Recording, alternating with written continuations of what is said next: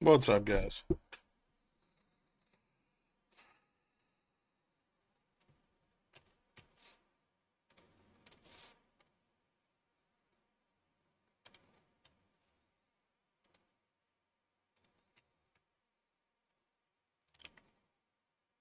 Wind down. Good question.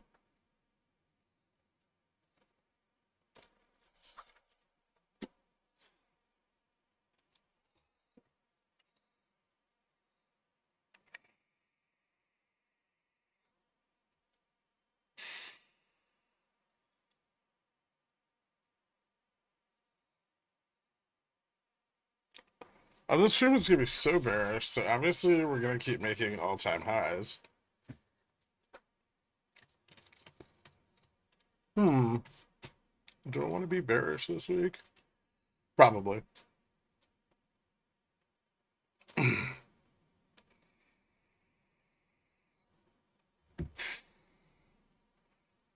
missed the Thursday session. Was it good? I think so. You can listen to it. We're starting to get better questions. I knew it.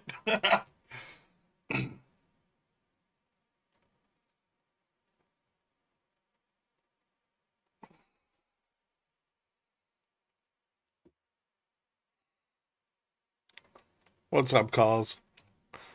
Ready for my Sunday Bear Goon sesh to get me hot and bothered for a plus 4% week. Hmm.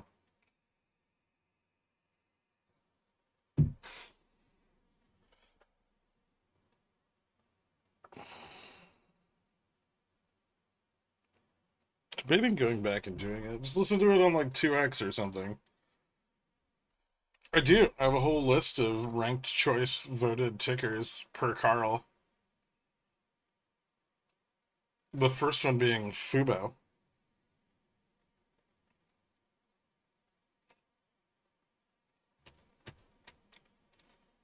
So we could, I don't know, we could start off right away, I guess.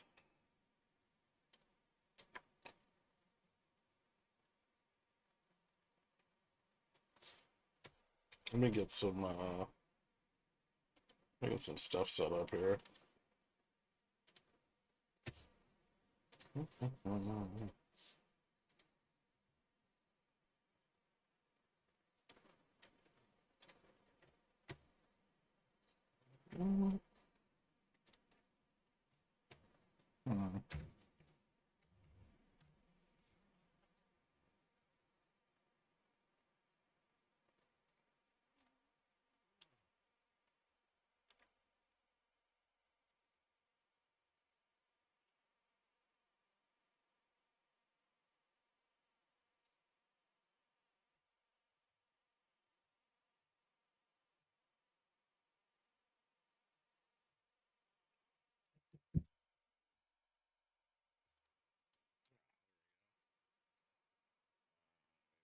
There, on text.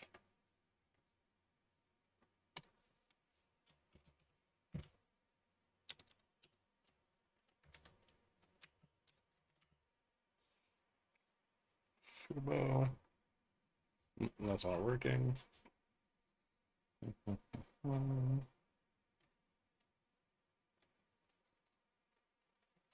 the fuck?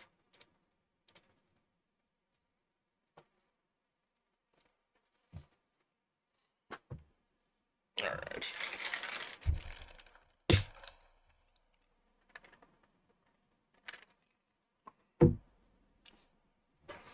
Let's see.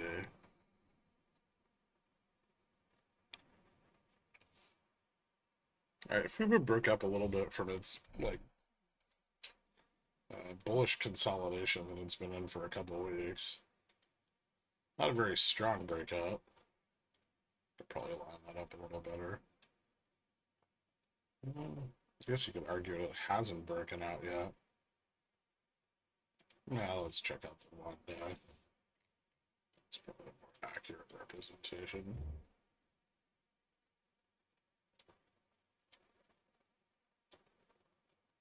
Hmm.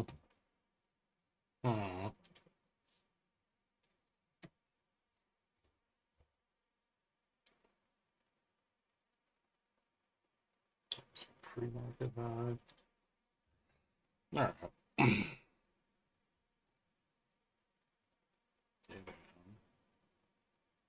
Kind of starting to break out. I don't see any big changes with like liquidity.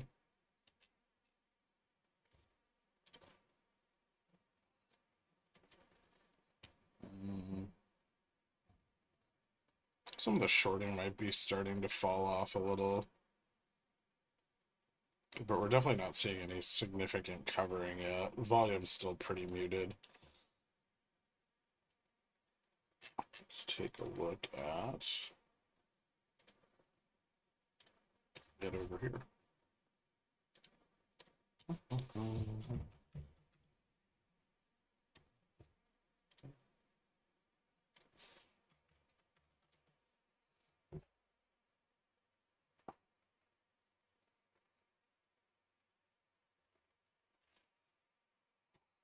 Do you get a lot of ticker requests? It's a pretty decent number, but I'll let you guys know if I need some more.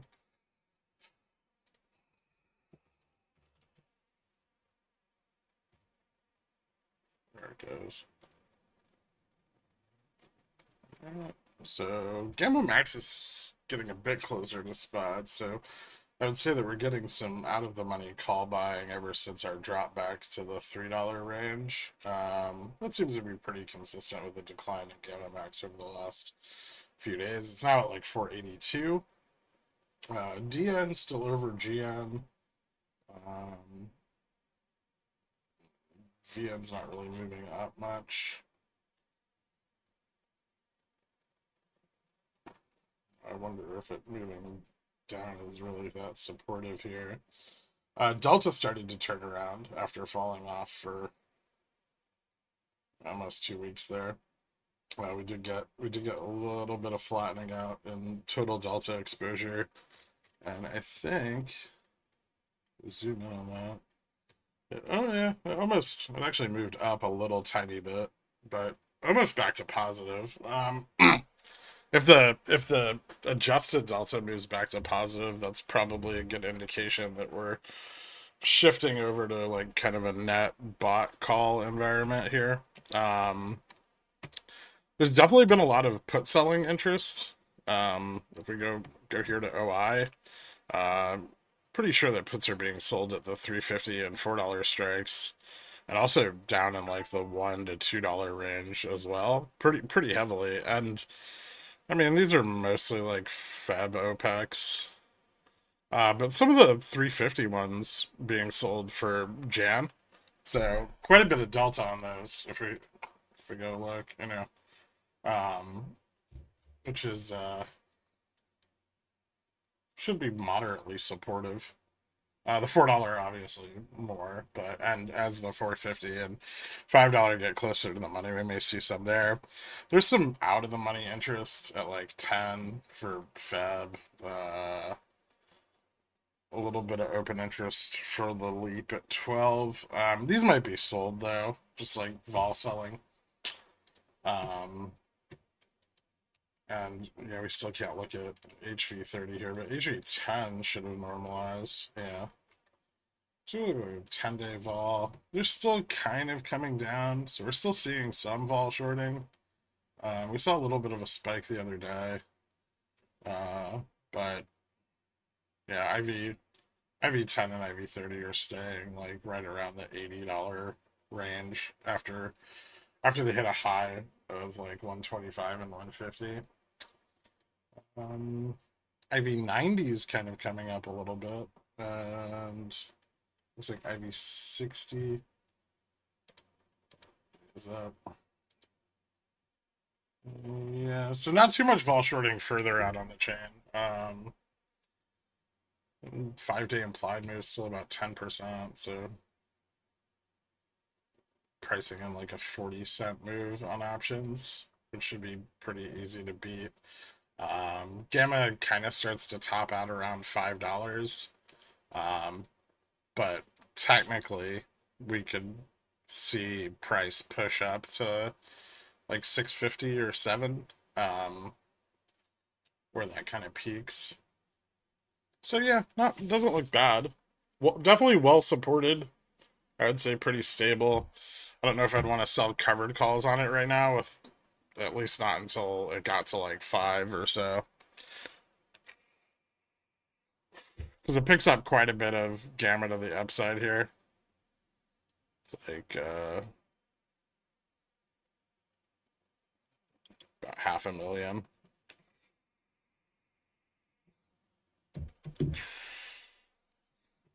So might be decent for selling CSPs though.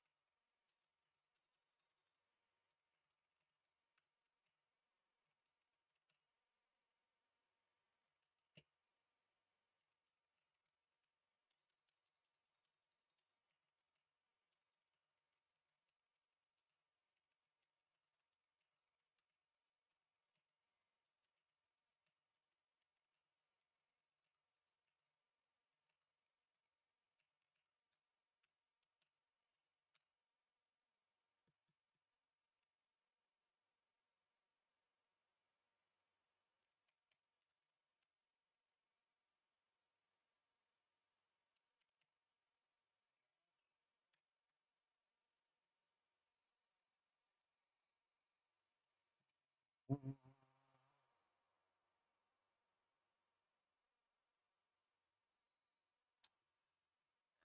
next? GME.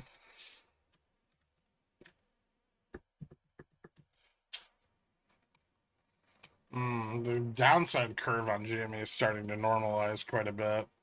This doesn't look super bullish. Um, Previously, the curve had not been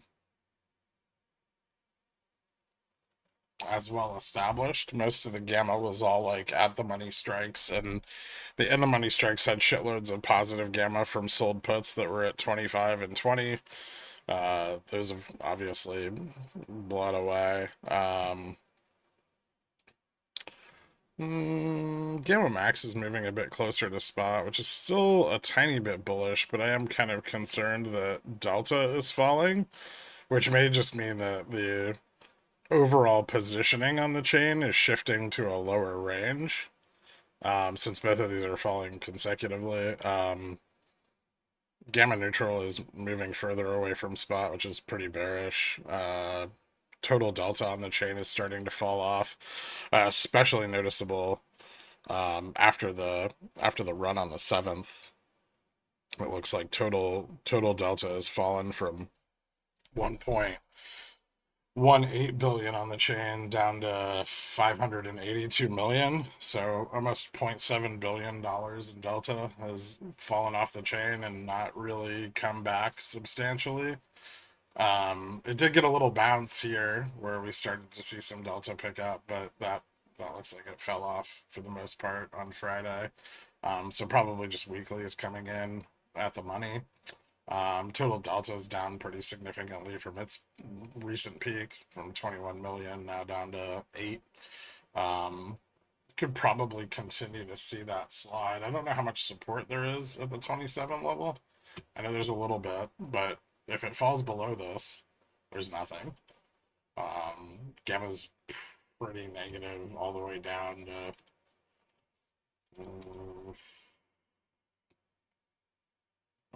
I don't think the 20 is very supportive. 25 might be sold calls. These for 221, 417.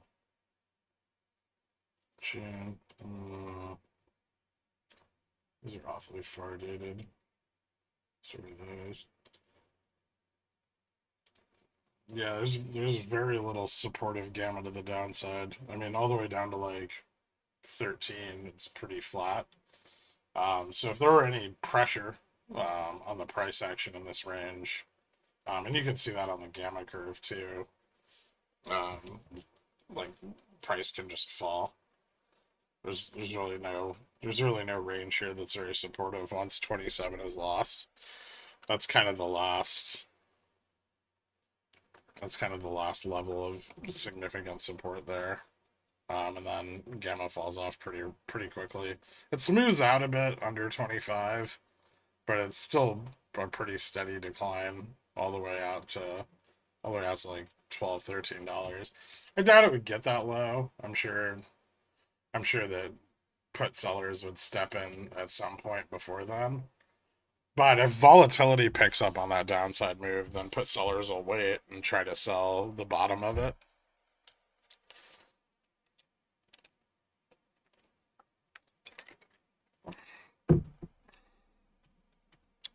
Really could use a font that has a shadow under it. No, I can't because that's not an option.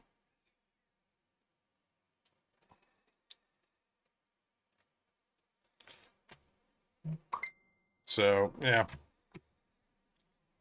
Let me check out the chart for GME too. See if there's anything weird there. Although, yeah, it looks like, I mean, for the most part, arbitrage is starting to drift a bit more negative over time. Variance has dropped down really low.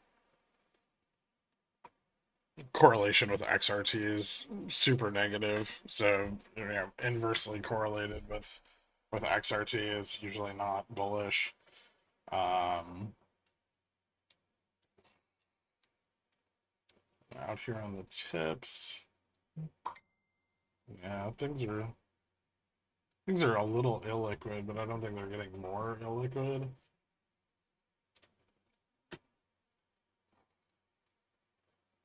Yeah, there's quite a bit of liquidity for them to keep pushing down on this. So we may see a pullback to,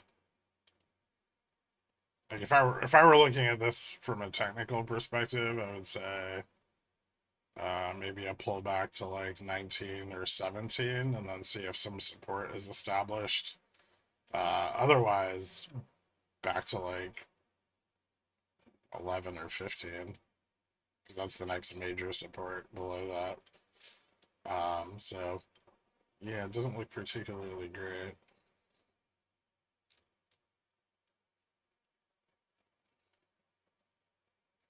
And this could continue as long as XRT is on reg show. That's historically XRT being on reg show is really bearish for Jamie. It kind of eats up all the runs, and the price improvement sucks, and then they just short the fuck out of everything in the whole basket.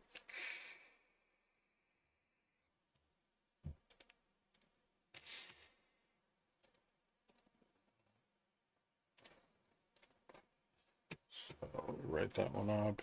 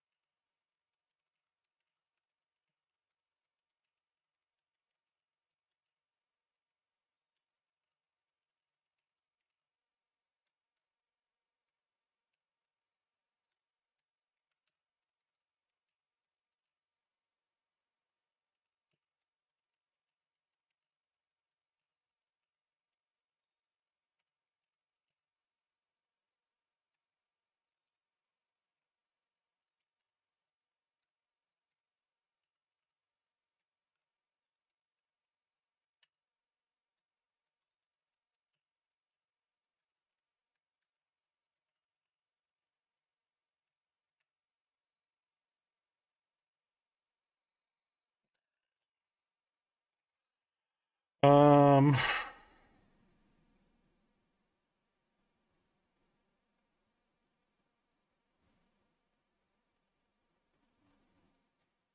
Who could have seen Elon being kicked out of the White House? When did that happen?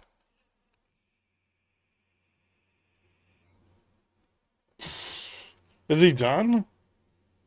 After he gave his heart to all those people?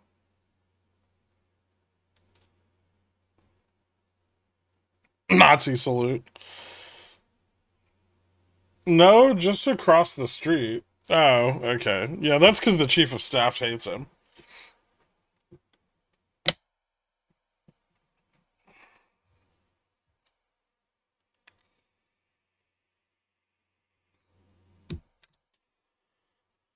This whole story would be a lot more entertaining if he would do crazy billionaire shit like take a helicopter to the White House whenever they have a meeting, but from across the street.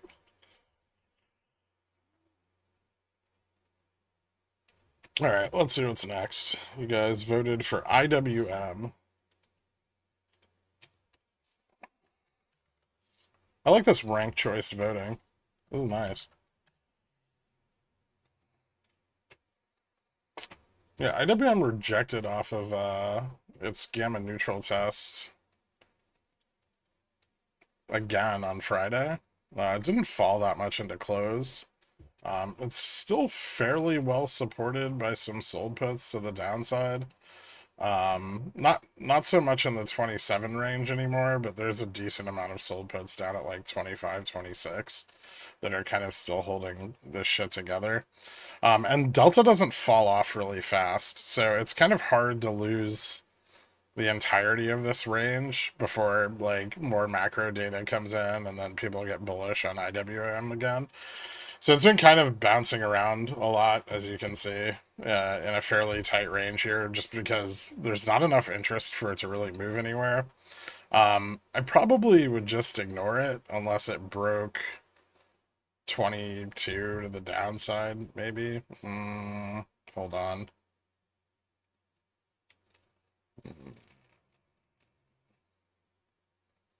Yeah, maybe 22 to the downside.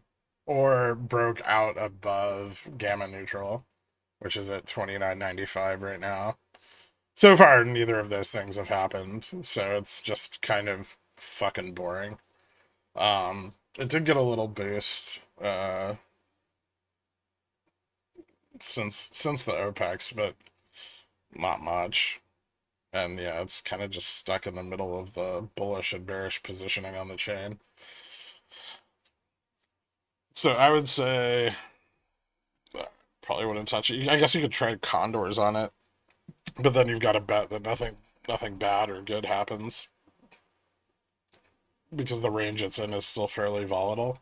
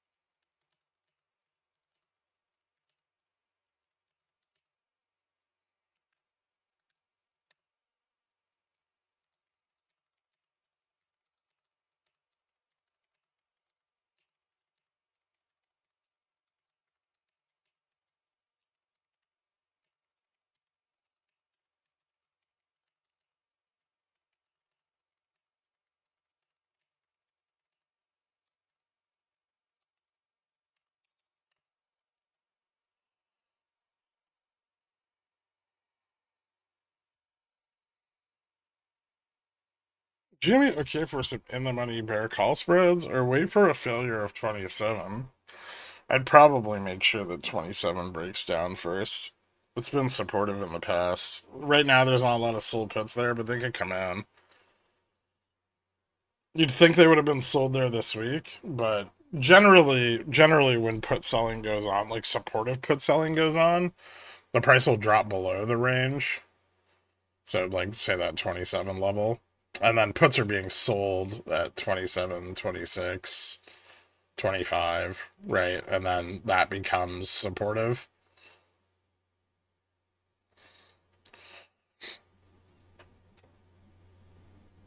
So really you might want to to sell in the money bear spreads, you might generally it's better to sell them when the stock is up, not when it's down.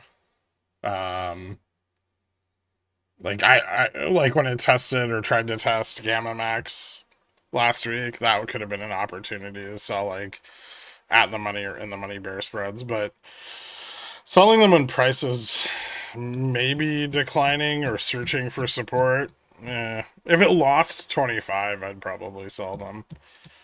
But just failing 27 might not be enough.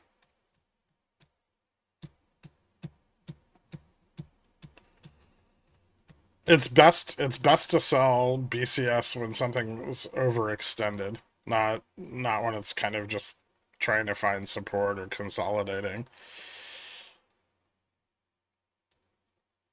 So, I mean, if it falls, like if it falls to like 25 or 20 or 15, there could be an opportunity to sell puts because then it would start to become overextended to the downside.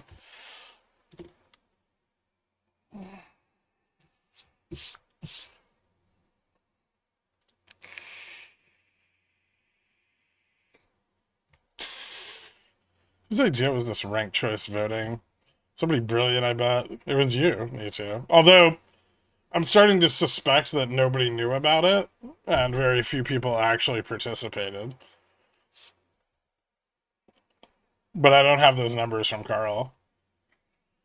Alright, BTU. People are starting to get a little horny about energy, but they're confused. Looks like got a Thursday high around 20. Getting a little bit of bullishness in the Chinese economy because Trump's such a massive fuck up. Um, I don't know how long that's gonna last though. Like, it's pretty speculative, and China's still having they still have a lot of economic problems. Um, Most of this is predicated on the idea that Trump is kind of handing over the reins of green energy to Chinese multinationals, and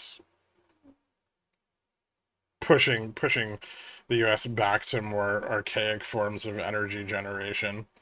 In which case, I mean, yeah, that's fairly good for China, or at least for their manufacturing, but he can still cripple that potential with tariffs further down the road. So, um,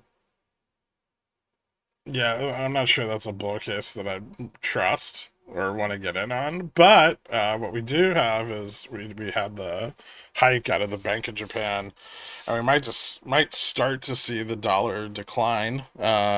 We haven't really substantially seen it move down yet. It moved down about 60 points on Friday. Um, but as the dollar declines, commodities, and especially if it starts to decline steeply, say the new Treasury Secretary wants to issue debt at the long end, like he said, then we could see the dollar fall off even more dramatically. And there will be a lot of motivation to move capital out of tech, high performing tech companies, and into commodities. And if that positioning kind of rolls over, that could be very good for BTU and broadly all commodities: steel, oil, coal, copper. Precious metals, not so much, but they'll go up with a dropping dollar anyway.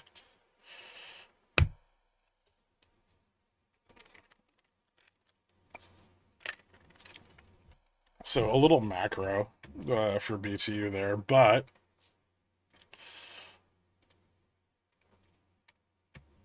from the positioning, I mean, it climbed back up above delta neutral. Delta neutral is continuing to move down from spot, so positioning out of the money is getting more supportive. The decline in Gamma Max is kind of sloped off, so it's probably not a lot of positioning coming in um, above $24-25.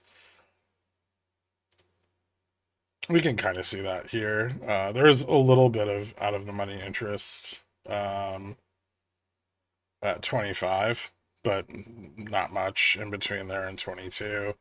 Um, there's some decent gamma to the upside around like 21, 22. So if this continues up and doesn't fall back into support, I would say a breakout above 20 would be pretty important. It might be able to climb up to 22. It's not very interesting.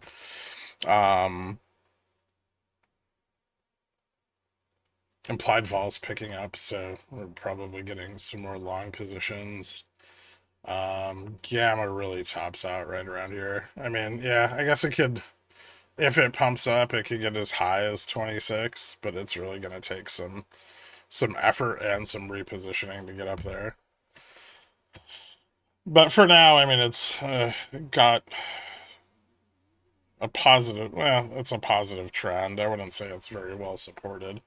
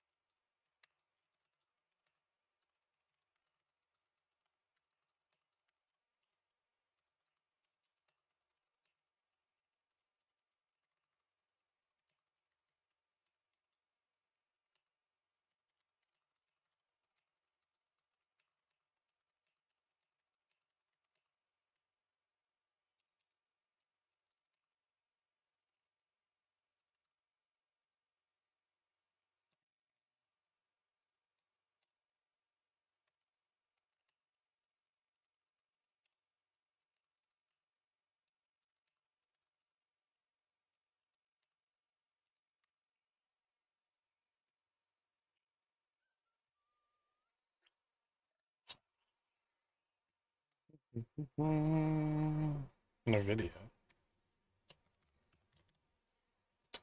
Ooh, everyone's excited about this one because of DeepSeek or whatever the fuck it's called. I mean, Nvidia is definitely still well supported at 140. Still a metric fuck ton of options interest there. Not too different than before. A loss of 140 could open up, a more bearish move down to support at 130. Um, there's a little bit of support at 135, not a ton.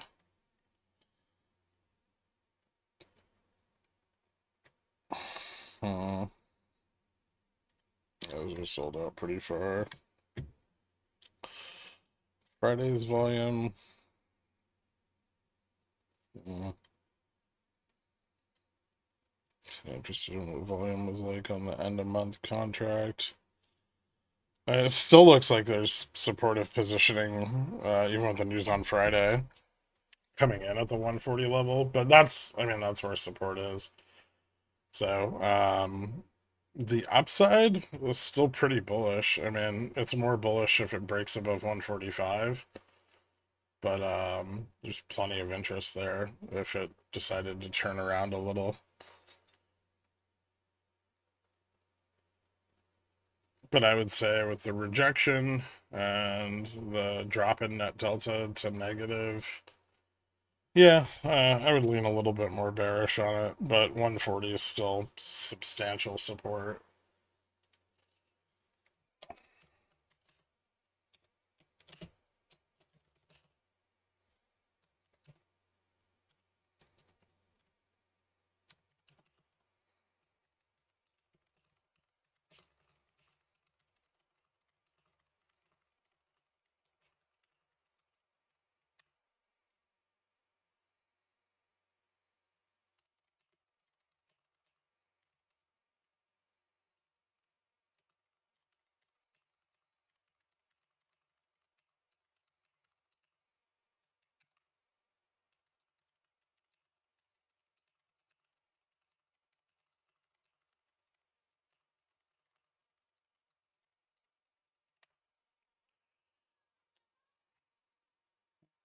Oh, I wanted to look at IV on it also.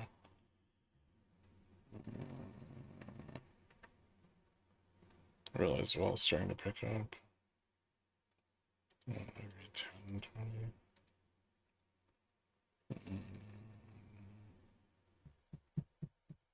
Yeah, it still looks pretty bullish. Pretty bearish, rather. Just a little bit. It's just a little bit bearish. But a couple more dollars to the downside, and it could be more so.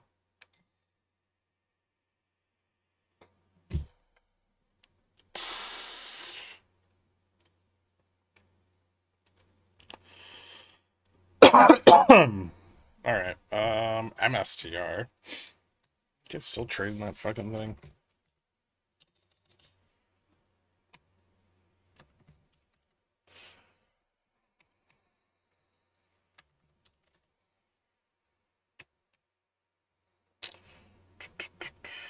This doesn't look so hot.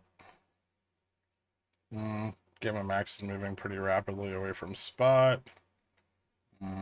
Gamma Neutral is moving towards spot. Net Delta fell negative. Overall Gamma is declining.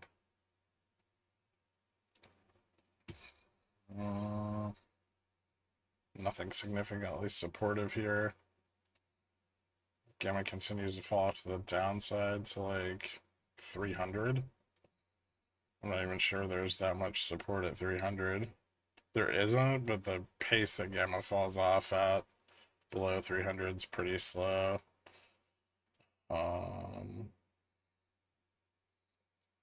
350 might offer some near the money support.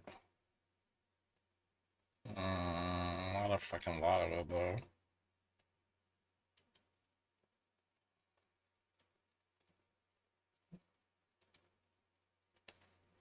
Yeah, so if 350 is lost, it's pretty bearish. Let's see.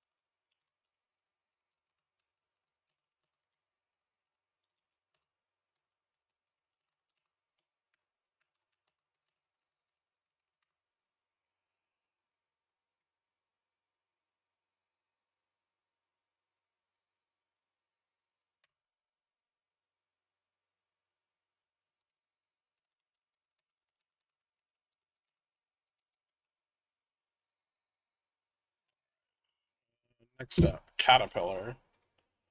What do you want to short it?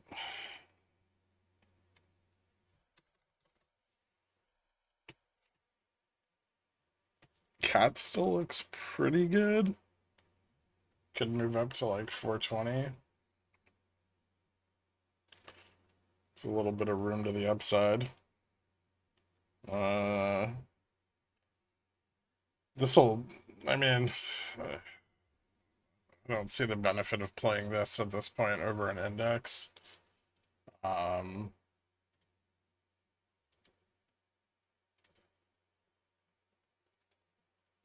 it looks like there's some support at 400, 390, a breakout above 410 might be bullish, but vol's starting to come down, so that 420 and 410 strike are probably getting sold. There's a lot of, like, yeah, I mean, maybe it's like a bear call spread opportunity above 410.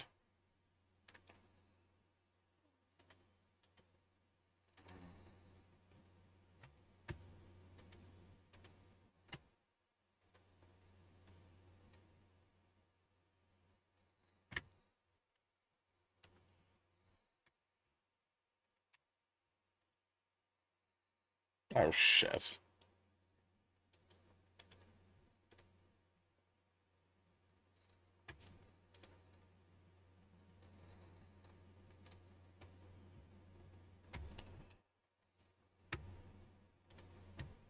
Hold on.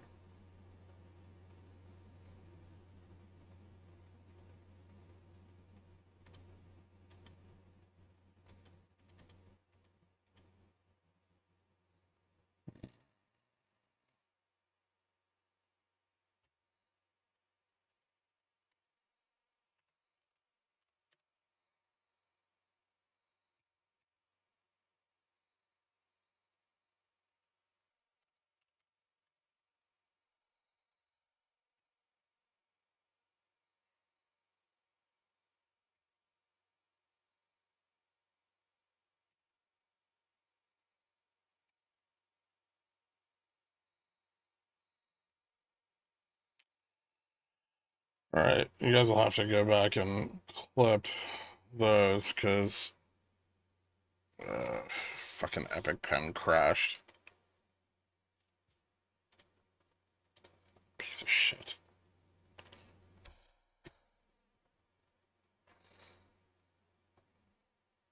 God, I hate this fucking program. Fuck yeah. Alright, so cat.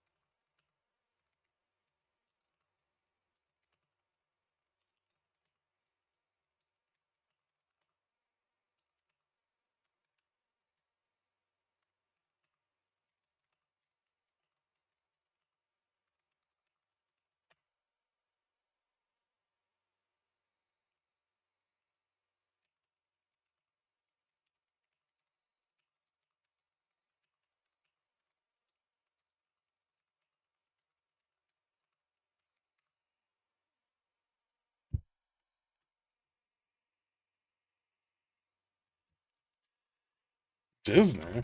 That's a weird one.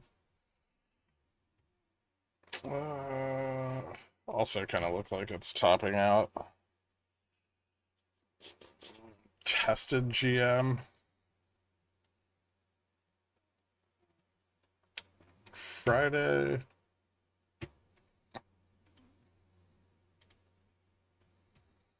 This actually looks like it's got a little bit more room up to like 115.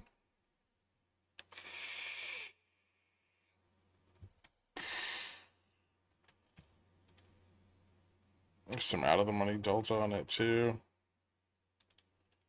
Speed pick it up at all to the upside. Yeah, so break of 113. Might be able to push a little bit higher. Not much though. What's vol doing? It's kind of starting to come down on the 30-day, but the 10-day is still pretty elevated. All right.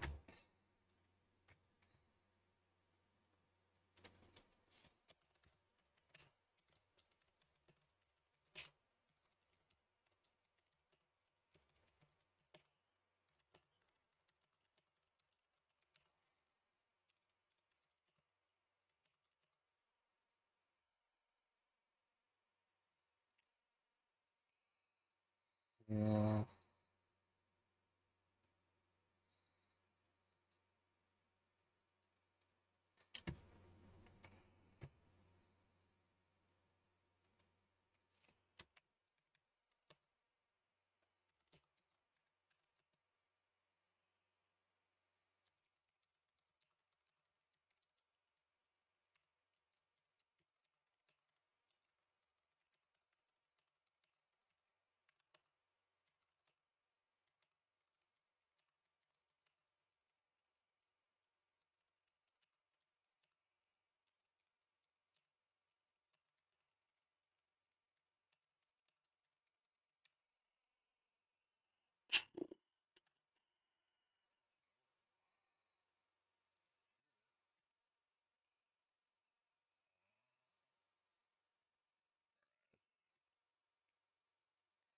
What happens when a ticker gets over the peak gamma hump? Well, then there's just no more gamma being added to upside moves. So gamma ceases to drive price higher. There's no more gamma being hedged like to the upside. I mean, the peak moves a little bit with moneyness, but basically the amount of open gamma to be gained to the upside starts to drop off really rapidly. It's pretty rare that anything gets over that hump. I mean, it's got to have a lot of momentum. Yeah, you'd look to delta and see what the positioning looks like on longer dated stuff. Let's bring up a notepad window. That might actually be a better idea. Ooh, I didn't think about that. We'll try that next week. Notepad doesn't have a black background though. I don't want to look at that shit.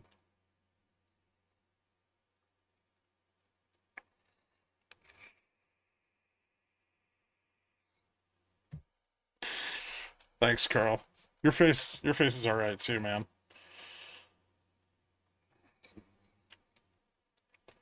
LPSN. I'm not looking at that piece of shit stock.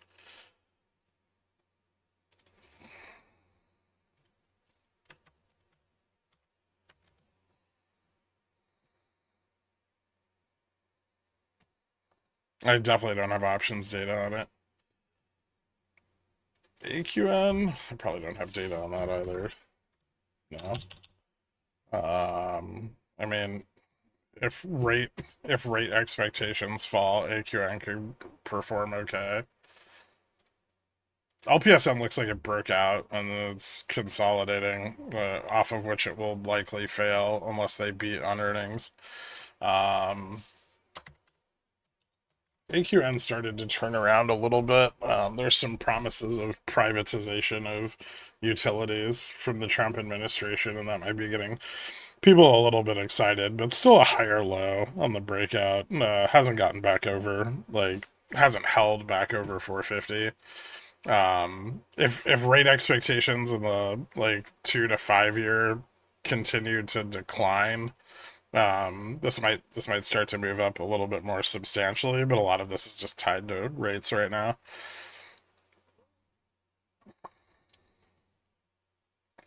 Are you using Windows 11 yet? Fuck no.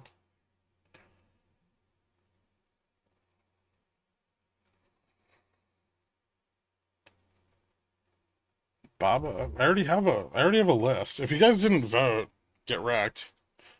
Vote next week. I'll see. I'll see how much time I have.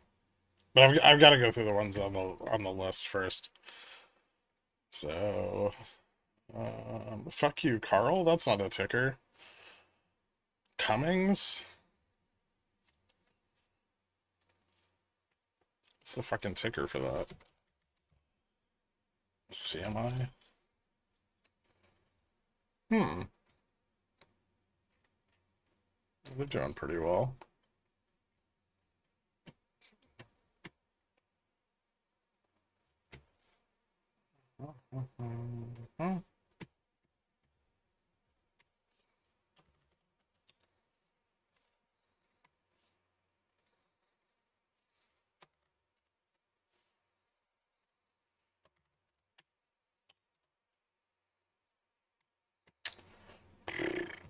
Also doesn't look like there's much upside. Wow, you guys are all trying to chase all these Dow stocks after they hit Gamma Max.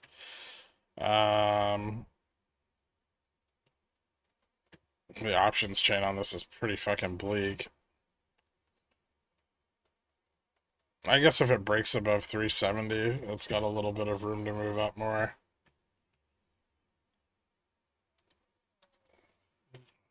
Very little options positioning though.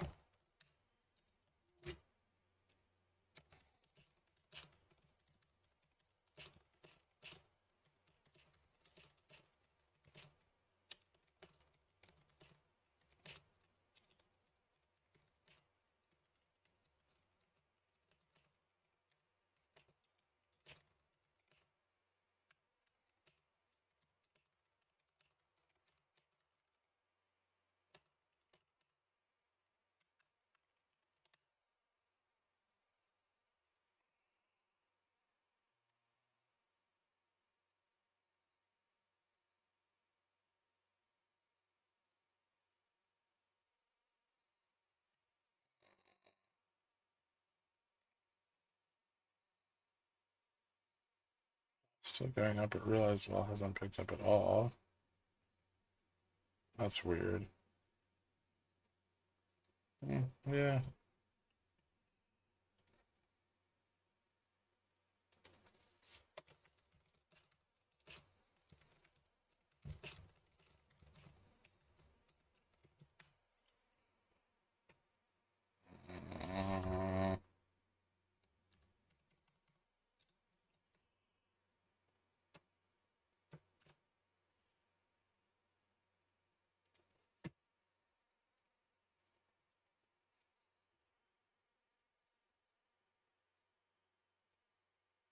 A CUG short definitely looks kind of fucked. Glad I kept my longer dated calls. Nice. Hal. Ooh. Yeah, Hal's probably been doing pretty well. Nope. Not that Hal. Fucking Hindustan Aeronautics. Rejected a bit on Tuesday with the drop in oil prices. 27's been a pretty decent support long term. I don't know what you want to do with Hal. Like, do you think I don't know who asked about it, but if you're looking for like a long-term buy and hold, this isn't a terrible price, but like 25 or 23 would be better. Um,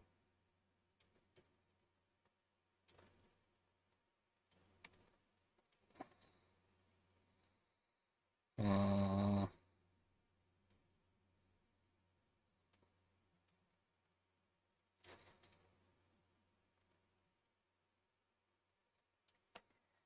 they do benefit from increased drilling operations, but probably not until that comes to pass. So I would say we may see accumulation between, like 25 and 32 for some time. Guys are asking about a lot of not very options heavy stocks, but we'll take a look. I doubt the options chain's got all that much on it.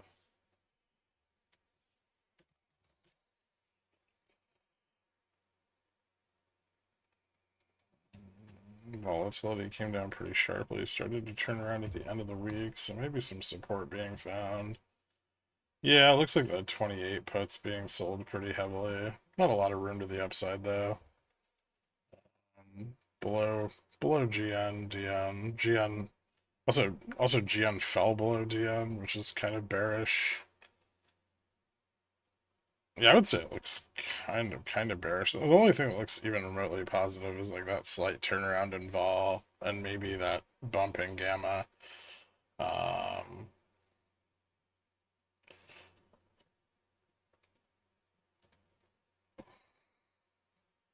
ugh. Hmm. Although a bounce off of 28 could be kind of bullish. Picks up quite a lot of gamma to the upside, up 231. So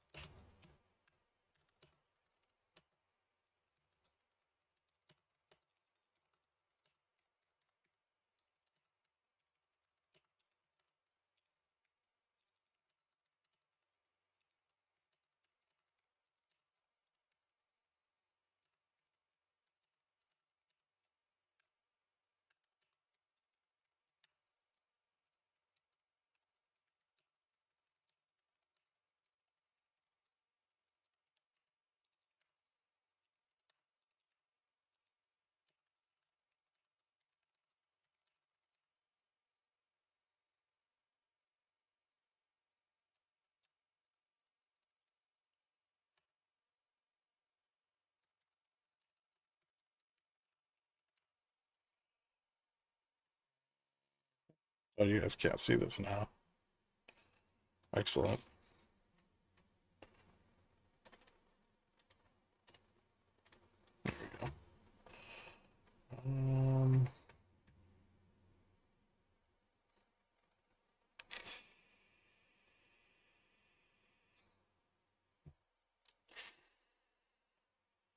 Petition to rename slot machine as Jersey Jizzler.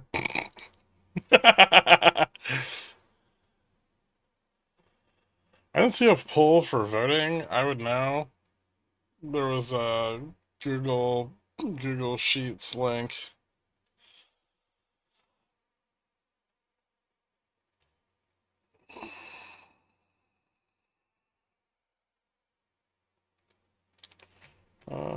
DVN. Jesus fucking Christ.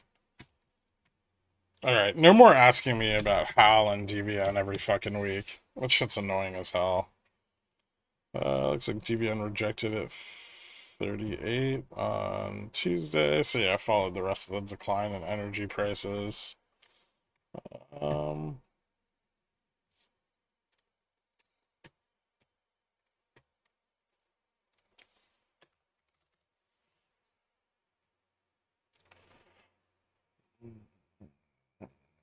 Looks like it could bounce right back to 40 or fall off to like 32. Lost gamma neutral. So it's not particularly bullish. Delta and gamma are both falling off. Yeah, so it's a little bearish.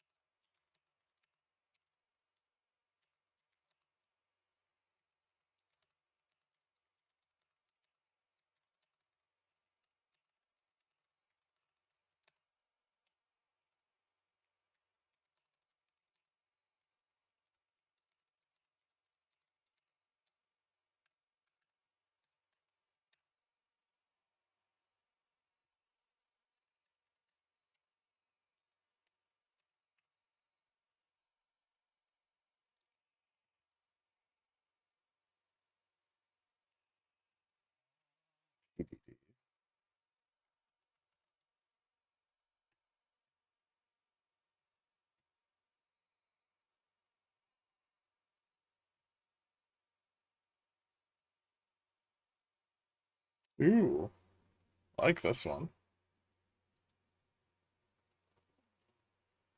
Broke out above DN, 111.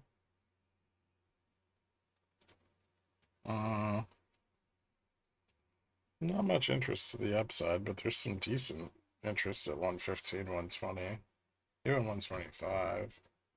How's vol look? Vol hasn't picked up too much, so options are still pretty cheap. Yeah, this one looks kind of good.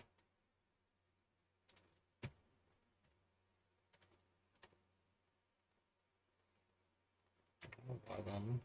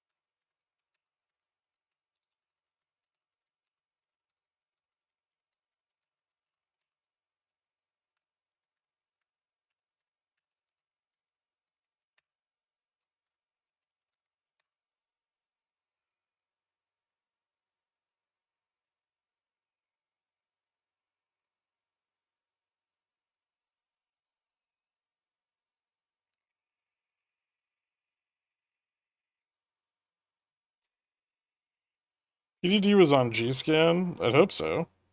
That's what we built it to do.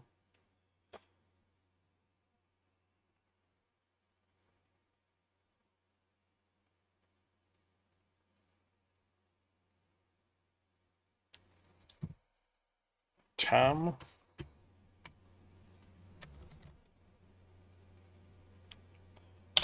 I don't have any data on it. What's the one that Pelosi bought, right? Intel.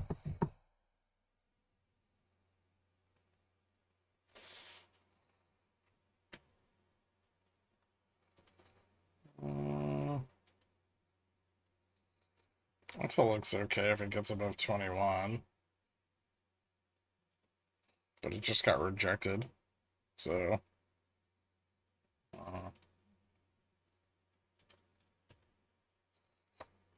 support.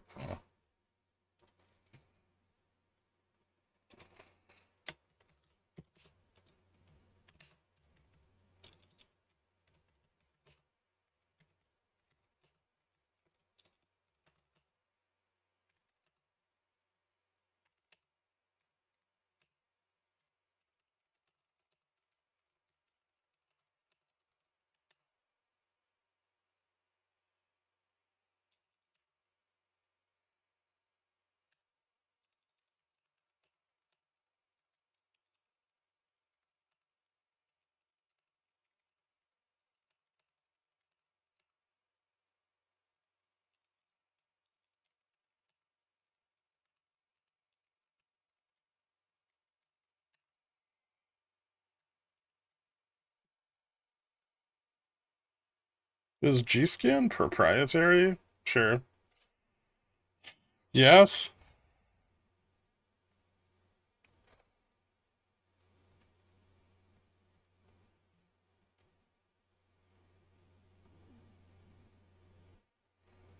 But mostly just in the sense that it uses other data that's proprietary to choose stocks. Also, it misses a lot of stuff.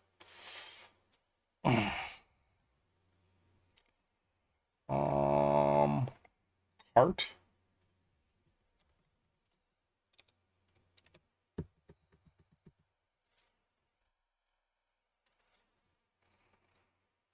Uh,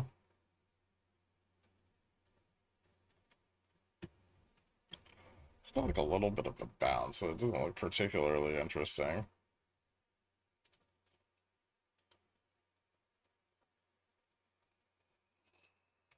I think $2 a range to the upside. Maybe 4.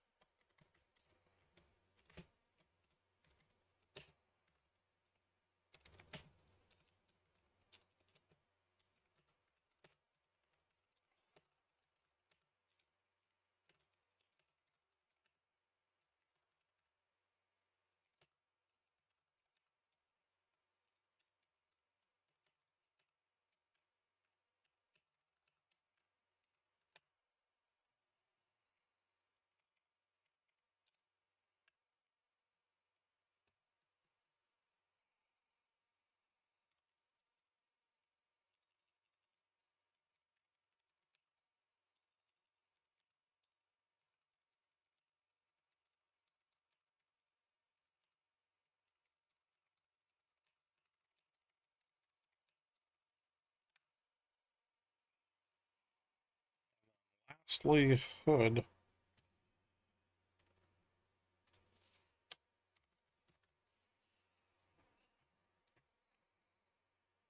Uh,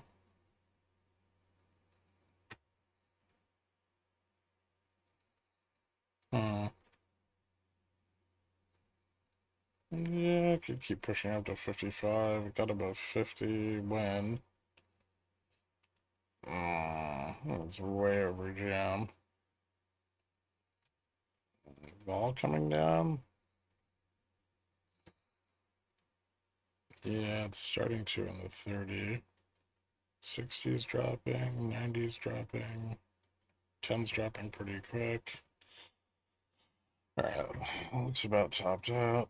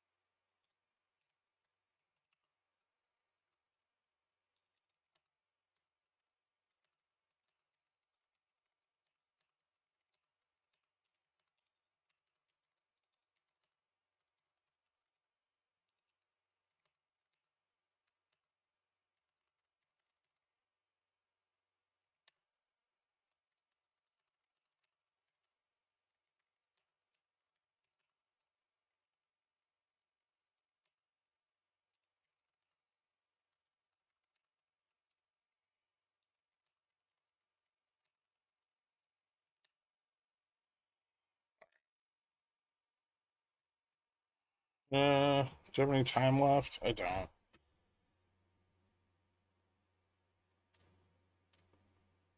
So let me get this so you guys can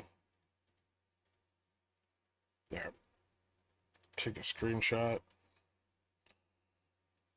Hold on, I'm getting to you. Give me a second.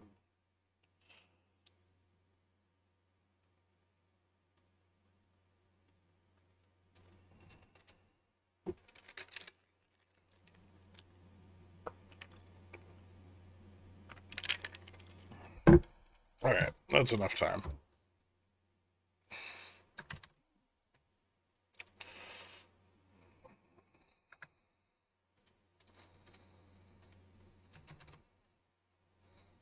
I'll post it in that half of it. If someone else got a screen cap of the other half, that'd be super helpful. If you could just post it in the Pickles Picks discussions channel.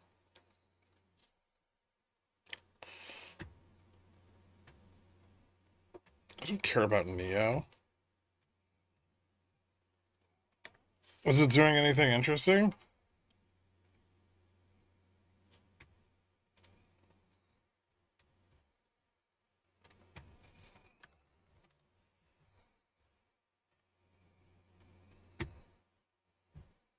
Looks like it's bottoming out. I care. I sold puts. Well, you probably won't get assigned if they're at $4.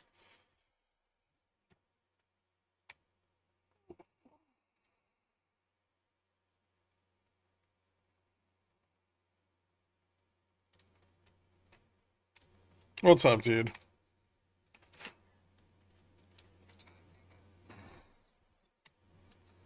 Oh, excellent. Gross. Why's it doing that?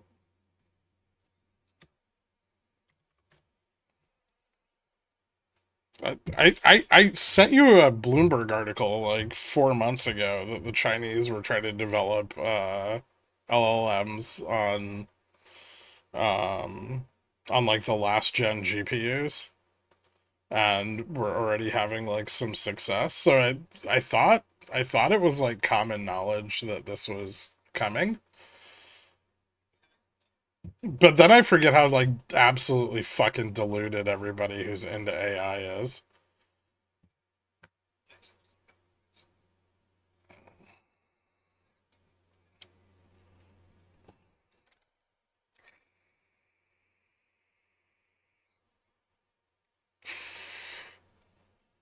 Well, yeah, I mean, that was the argument that what's his face presented like a year ago. Who's that? Who's that like big AI guy that's kind of super critical of LLMs? I forget his name, but no, it's not him. It's another one because of an A or something.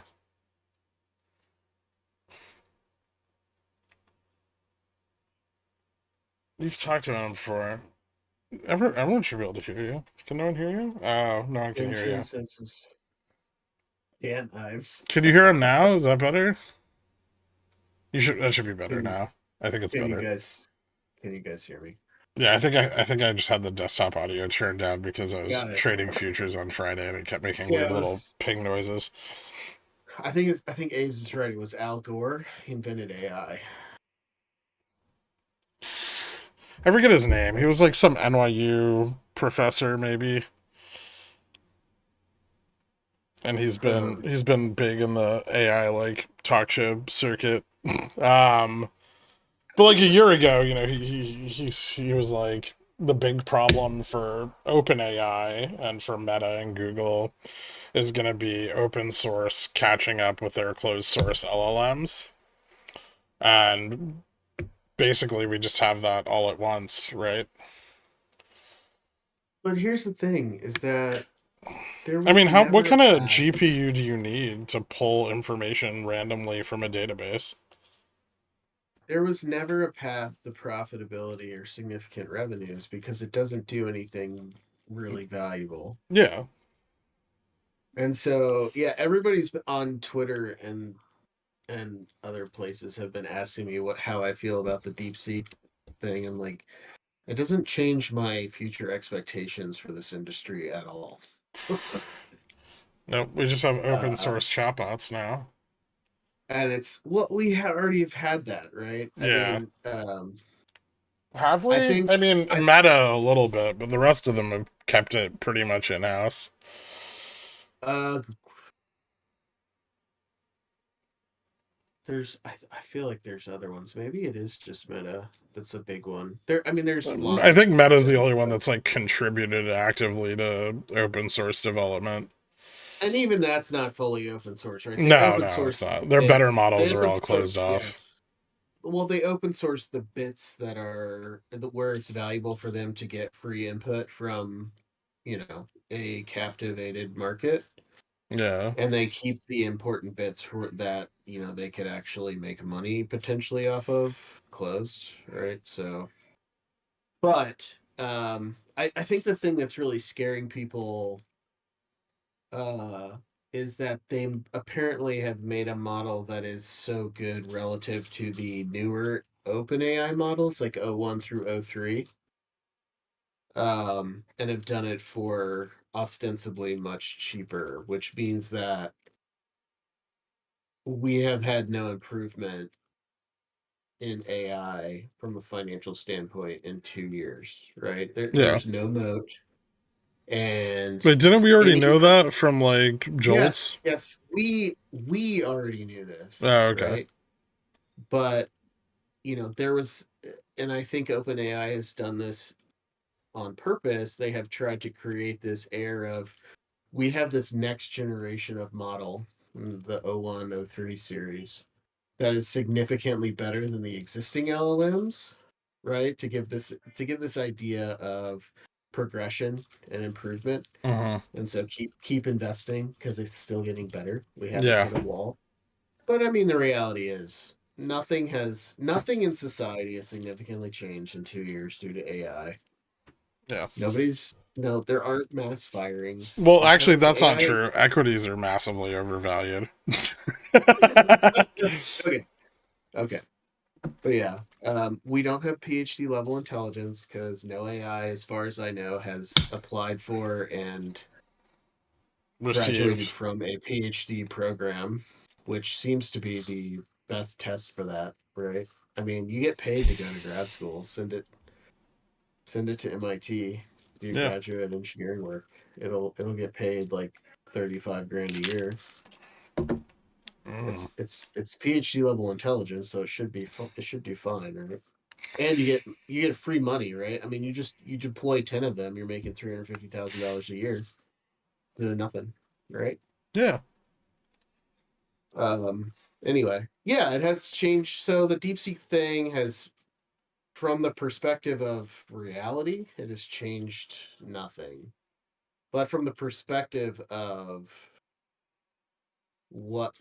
how people are perceiving AI, it could be significant. The challenge here is the mega caps have a lot of power to turn the narrative around this week because they have earnings. So it'll be a question of can they generate and feed enough extra bullshit over this week to placate now a very concerned investor base that might have some harder questions to ask them at earnings this week. And if they can do that, then this might be a nothing burger. But if they cannot placate worries, then we might finally see some semblance of reality return. That's frightening. Reality is really far below us. Where's reality for you? Mm,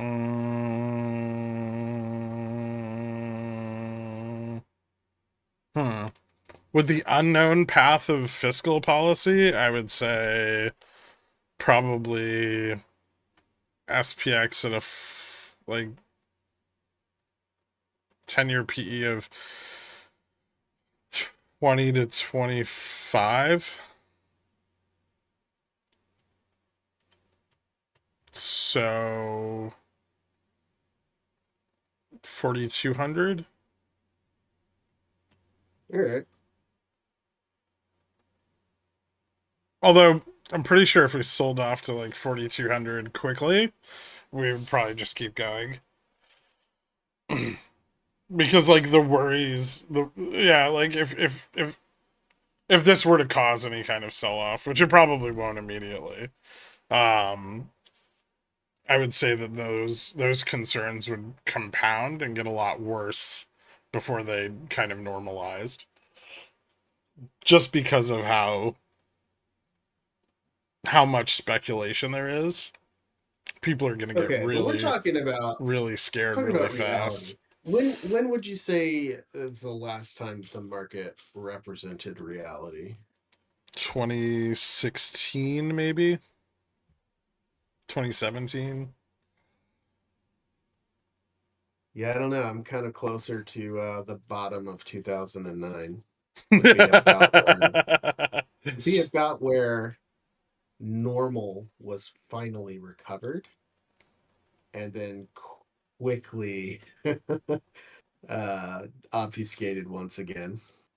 Yeah, well, that's the thing is that there's like I think before you can hit, like, I would agree with you, except long before you can hit that, there will be speculation.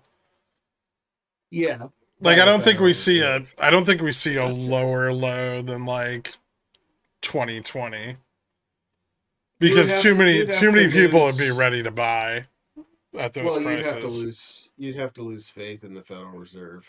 Yeah, that could happen. There's macro things that could drive us that low, but I don't think the AI bubble popping would do it. Like I don't think What that's about alone 20 enough. what about 10% 20-year yields? That'd do it. 10% Yeah. 20-year yields would keep us down there. There'd be no speculation. Not for 10 years. Not till everybody got out of their fucking treasuries. Yeah. There'd just be no money in the market for fucking 10 years. I mean, that's a lost decade. Yeah. Probably even before then. Probably the 10-year at like 8%. Or, yeah. 10-year at 8%, half of our banks are gone. More than half. Uh, what if there's a Congress member who has been pounding the podium for years and years and years about our debt problem and how nobody in Congress actually wants to do the math on it and come up with a mathematical solution to the problem, and that now it has become a large problem and he's not sure he sees a path away from deficits exceeding 9% of GDP over the next decade. Sounds like nobody likes this guy and he's really fun at parties. Um, He's not fun at all. yeah. But There's he a keeps getting senator that's reelected. been harping on that for a long time too. I forget I, s- I which spent the state. morning watching some YouTube videos of David Schweikert, and I think that other people could probably enjoy some things he has to say too. He's a what, Republican Arizona, right? Schweikert Yeah, sounds. yeah. I think he is. Um, He's not super obnoxious in the sense of partisanship. I think he's genuinely looking for a solution that maths, which is not common in that cohort. So, but anyway, hmm. yeah. So, given 9% deficits as a percent of GDP, would you like to amend where you think normal is? I mean, I'd have to look at what math he's doing to say that he's correct, but okay, yeah. In the event of, economic collapse in the United States, sure, normal's probably 90% of the current value of the S&P wiped out. But And the funny thing is you're that talking about like a failure a failure of the Treasury and the Fed to meet liquidity requirements at that point. But I And mean, and and then like you have to question, like, are we going to lose our reserve status internationally? And that's like another big tipping point. Um, I don't think I see any of those happening immediately. There are what is I mean, we're outs. already at like six-ish percent. We just need, I mean, Uh, I think right now we're still in a position where we just need austerity and we need to issue longer term debt for an extended period of time. Like, now, I don't Trump disagree. destroying the IRS, that's a whole nother problem. But did you Yeah, see I mean, that? I can see. I mean, yeah, I've seen a lot of stuff. I always with Trump, I always wait until he does. I look at what he does, not what he says. Yeah, so he ordered 87,000 active IRS agents to, I think they either have to quit or they go work at the border, which That's kind of funny. basically just takes out the IRS. And So it's just a de facto tax break for the rich. yeah, however, 4-year tax break. Cool. It's 87,000 and change. Don't correct me, poopy. What are we gonna do when we lose all the people that know how that system works? Like, I mean, You create a new one where you just tax poor people and rich people get a. I mean, I'm okay with it. I'm not gonna lie. Of all the decisions Trump's made, it's the only one where I'm like, yes, you go get them. But yeah, it sounds very good for me. I like where this is I going. hate paying taxes. Every I person like the does. things taxes do, though, because I'm not a libertarian. Yeah, but we just run a deficit. Yeah, just run more debt harder. Yeah. I mean, oh no, the trader, inflation's gonna go up. I guess he's gonna have to buy Nvidia. God forbid. Yeah, if inflation goes out of control, you just buy monopolies who have infinite pricing power and your money is protected. Yeah, Easy. I'm almost rich, but I'm not there yet. That's awkward. You had to get on the That's boat what before. Taxing every dollar spent for those lucky people living paycheck to paycheck. Yeah, I mean, it's probably just gonna come with um, like excessive taxes on goods. Right? If you're not, I mean, Trump's gonna want money. That's the thing, is I don't think he'll stick to his guns because somebody is bound to at some point be like, "Hey, man, you're not gonna get any money if you get rid of the IRS." It'll be like, "Oh wait, bring him back." yeah. There's a And lot of then he'll grandstanding spend right like now. 3 years talking about how he got rid of the IRS, even though they're fully functional. Yeah, it seems unlikely that whatever he's doing is more than just a short-term gimmick. I mean, it's like shutting the government down for a few weeks. It's like, guys, I'm gonna do it. I'm gonna blow up the government. And then they get like, He's just actively blowing it up. well, yeah, we'll see. I mean, He's dismantling. certainly entertaining. I've been peeking at the news a little bit more, but whatever. We'll see.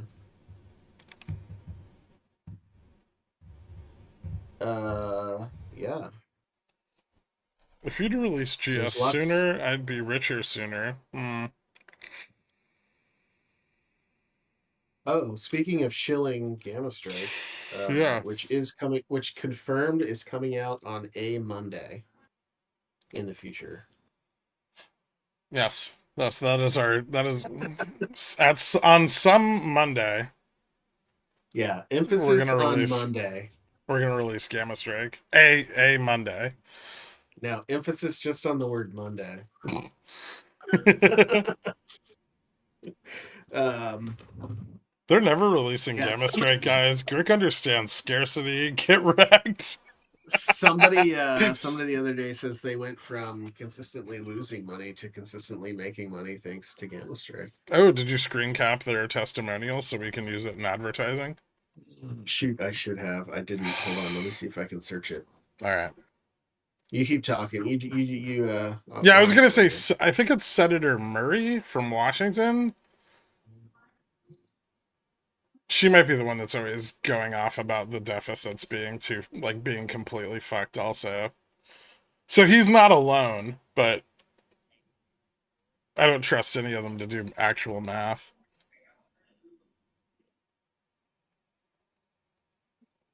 Yeah, there's a few of them. There's just not enough to get like a quorum or a coalition because there's really no incentive to do that. Oh, so we have a lot of earnings this week, which is going to be awesome and chaotic and fun. Somebody in the SPX chat this morning, I think it was Poopy Pants, I'm not sure, said, "What do you think about going long Tesla? Because they're probably going to announce shitty earnings, but they're also going to announce a huge store of Trump coin." Ew. It kind of works though, right? I mean, a little piece of you is like, He I says could I see didn't that say happening. that.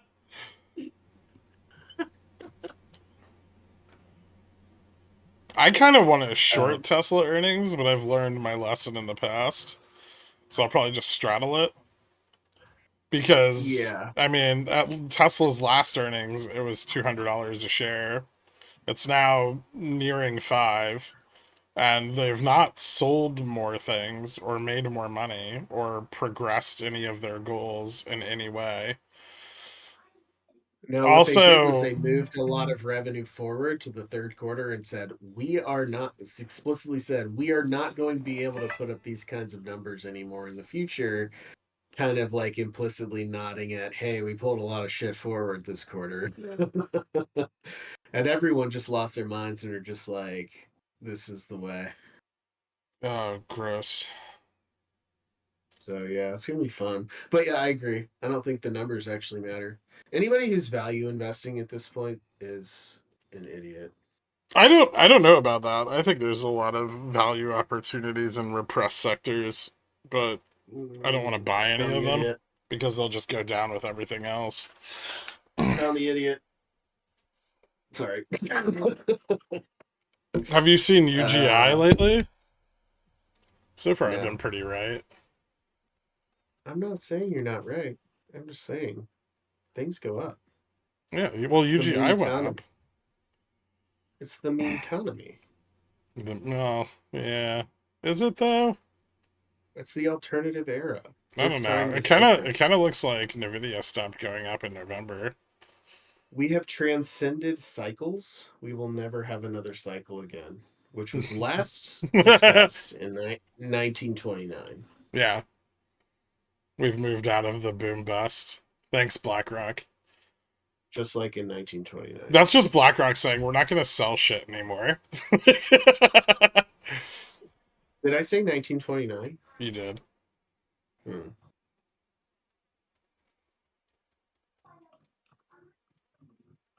Yeah, I'm still looking for this testimonial. I've resorted to just scrolling, which was a mistake. That's Because I terrible. There's forgot like this poor thousands of person's comments. name, who is a. Is there a way I can just search for like what Pigeon Whale said in the SBX channel? That's what I want. Yes, I think so. I don't know how technology works. I think you I'm an can just old type man. pigeon whale. Mm, Maybe not. no. Maybe you can't. You just that doesn't work. Somebody help me out. Who was I talking to the other day? That was a Pigeon Whale. I haven't really talked to him much before. I was excited to talk to someone new, or at least new for me. He was, I think from Europe. I'm not sure. He said he wasn't from here. Hmm. Ooh, Baba's doing stuff. There were other people there.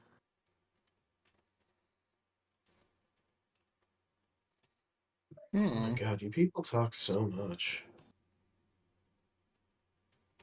Yeah, yeah. I'm, There's a I've lot been of. scrolling for like 5 minutes, and I'm at like 6:30 last night.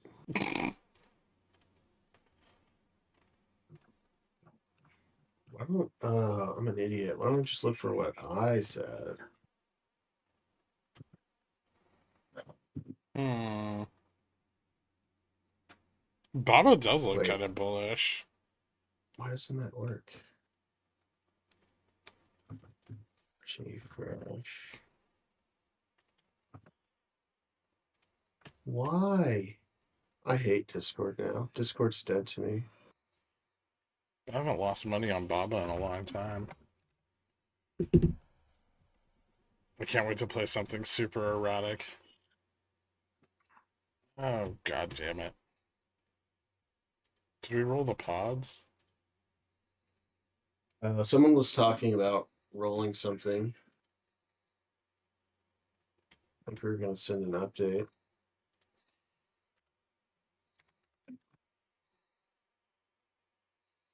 Hmm.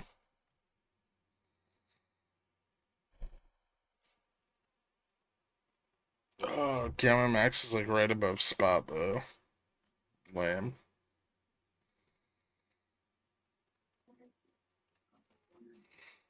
Hmm.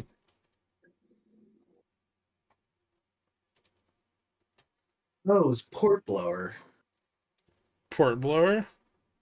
Yeah, he added Dilly Gaff to his name. Hold on. Let me snip his testimonial. Just put it in the.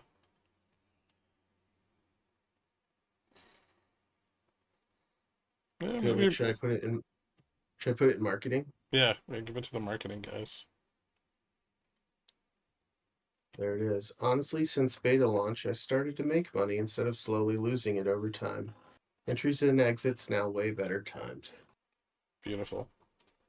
Yeah, made my day. Yesterday at 11:54 a.m. Chicago Board of Grandpa Exchange J time. Fresh is cranky again. Hmm. I'm Poppy, always cranky. Grandpappy J Fresh. He's he's from the south.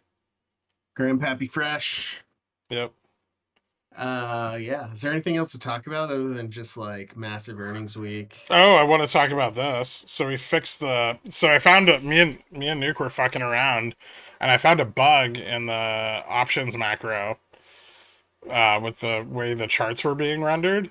So we didn't have granularity out to like the third decimal for moneyness.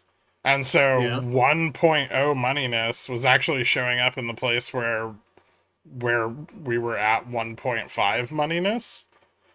What? Yeah, so like the 1.0 mark was showing up at 1.05 Oh yeah. I noticed that bug. instead of at 1 and like Yeah, at that 1 was 0. annoying. And so we fixed that. It's now got granularity out to the third decimal.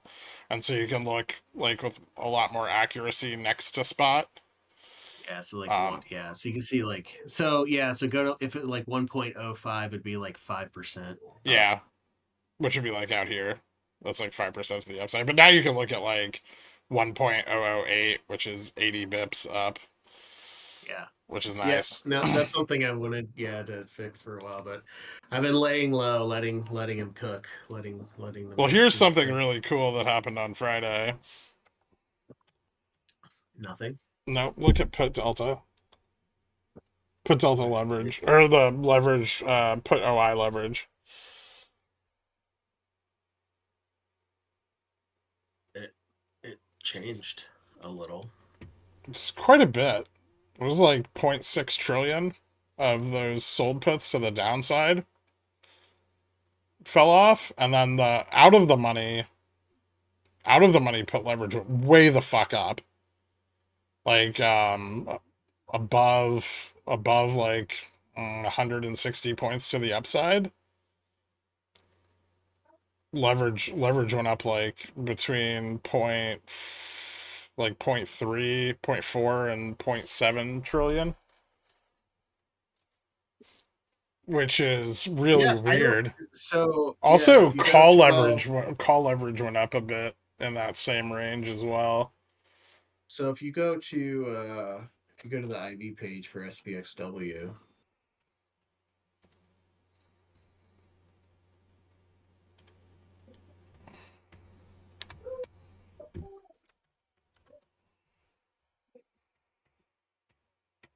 Yeah, I know. I mean, realized vol is just rocketing. Yeah, so realized vol is like going straight up, and implied vol is going straight down. And so obviously what everybody wants is to try to get this thing under control and get it to be flat, Yeah, right? And that didn't happen this week because we no. rocketed straight upwards. Um, so yeah, I mean it was a little squeezy to the upside, but I think people who are short vol are just trying to get a handle on this thing. But I it's think kind of I it's think people who are short vol got out a lot this week. I mean, if that's true, why is IV so low? Well, we're in positive gamma, so the MM's absorbing.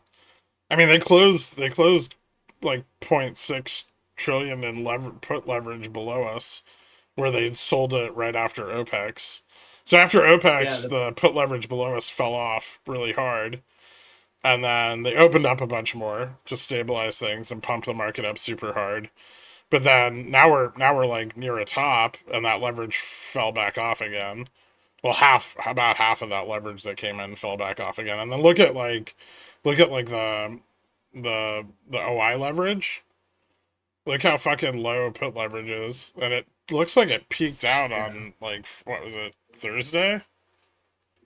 Yeah, yeah. It is kind of interesting that it is dropping the way that it is. like very I very agree. consistently.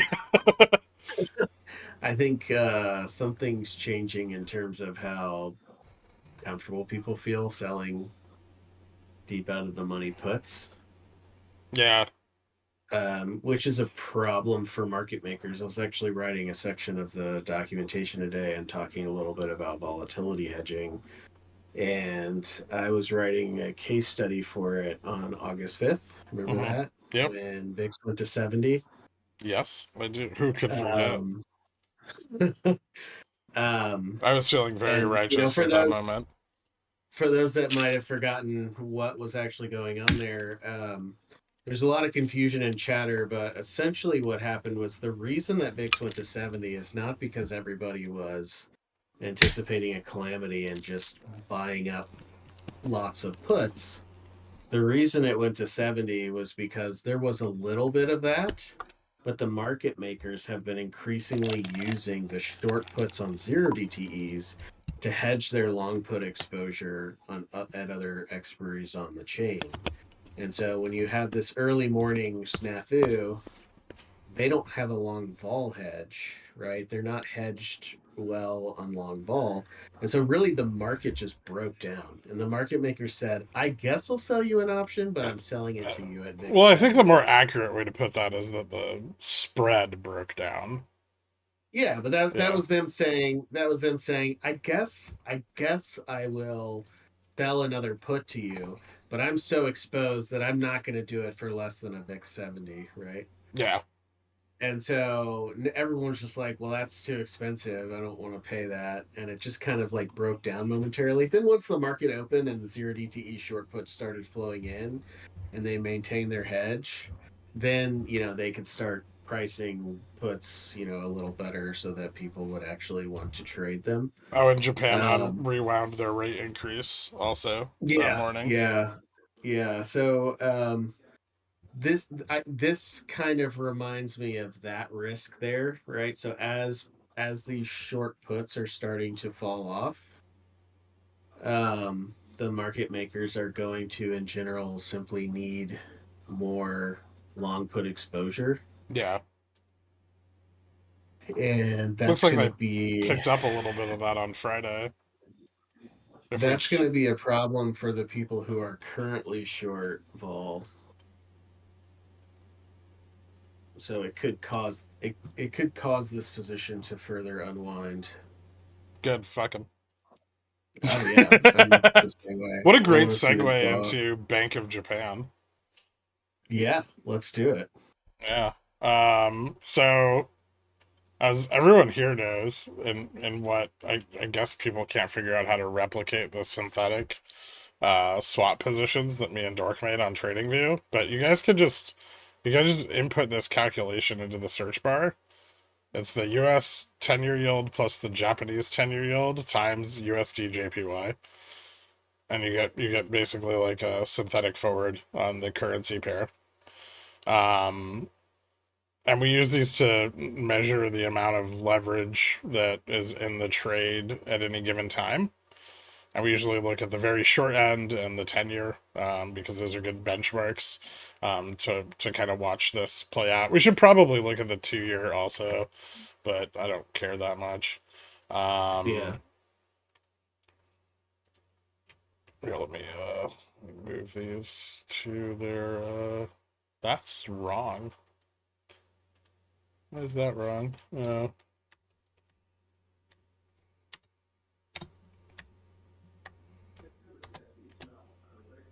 There we go. But yeah, and so leverage in the carry has basically been unchanged since the Bank of Japan decision.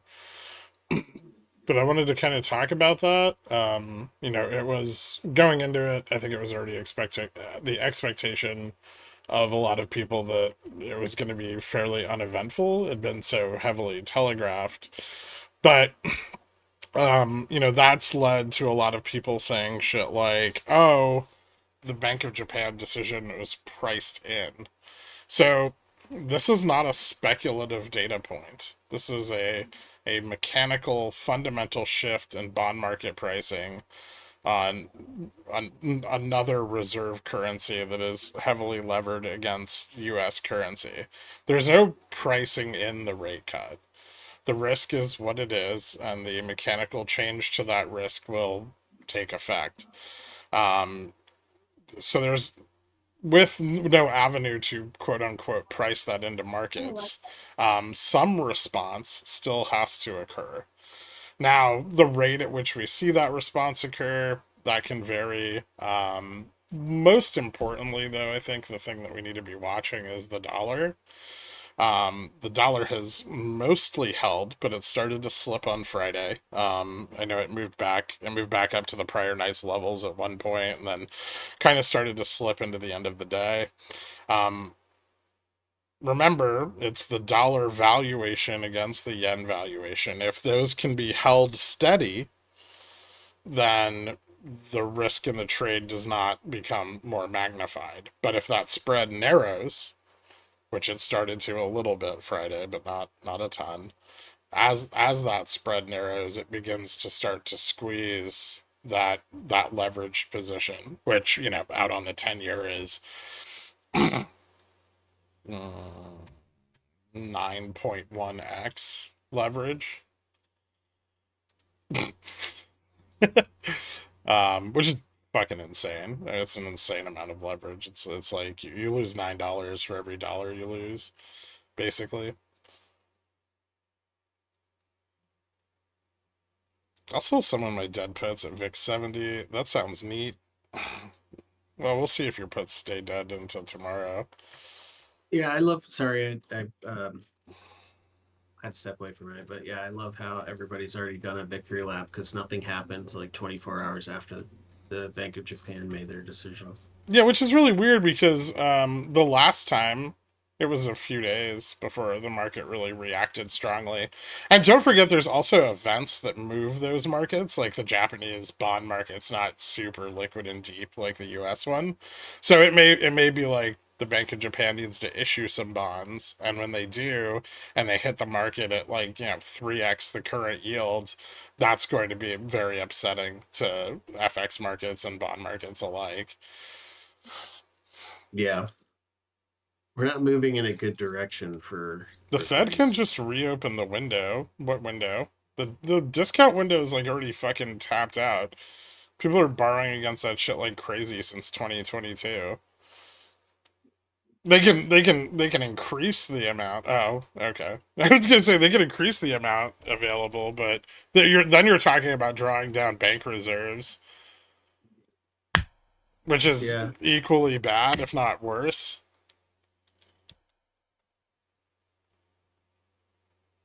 Do we need yeah, another? they'll find a way to QE. Do we need another It's a, catalyst, or is it going to grind and bleed? I'm not sure they can QE their way out of this. The risk is I still don't too think so big. either, but Yeah. they're gonna try. They're gonna try. That sounds like a recipe for losing like $1 trillion. You know that everybody, the Federal Reserves across the world are going to try everything they can to keep the markets up because that is their primary job, to keep markets Stable. up, All right. inflated. Okay. Markets go up, housing goes Stable. up. Stable with 2% inflation. Affordable housing for lower income people not What's that? allowed. Oh, okay. I thought you That's a were. Did you just crisis. make? Did you just make that term up? What's affordable housing? 2009 was the best thing that ever happened to poor people, and the Fed had to fix No, that that's actually immediately. not true. They were too broke to buy the bottom. Well, yeah, because the problem is they stopped the bottom from bottoming more. It was the best opportunity that poor people had that they missed. Yeah, Yeah, because the Fed came in and came in and snatched it from them before they could do anything about it. that's accurate. Yeah, the Fed's job is to keep rich people rich, to keep assets going up, and You know what that's was it. great for poor people? Like 1935. Yeah, they got real weird with their salads, though. Yeah, they did. They also ate a lot of like, well, that maybe that was more like the 50s, but just like putting shit in Jello. Yeah, But no, like it was a savory really jellos. great opportunity, right? We had the New Deal coming in, and FDR was opening up all these jobs to people, and so poor people were starting to build up some equity, both in their employment and building up some capital. And homes were dirt cheap still because we were in a lost couple of decades, and yeah, it was they could just go out and buy fucking get their like Sears home for $3,000 out of the catalog, slap that shit together on the corner of some farmland, and those houses are still there and now worth 500 grand. Oh God, it's I'm so happy I'm 95 years old. Girk, stop attacking my culture. Do you live in a Sears home? That would be so fitting. yeah. Oh, he's talking about the Midwest salads I that only aspire to. exclusively only contain sugar or meat. Yeah. Yeah, pot like I'm taking like some potted meat and whipping it up in cherry jello. Boom, cherry ham salad. Spread that on Jesus your white Christ. bread. Oh my God. It's so gross, but they do make that shit. They do. And to this day. To What's this that? What's day. that dog shit they make at Thanksgiving where they just take like a bunch of jarred fruit and mix it with marshmallows? Um, It's got a fancy there's a name. couple. There's ambrosia That's the salad, one. Yeah. but there's also the Waldorf salad, which is even more disgusting because it's like fruit and mayonnaise and nuts. God.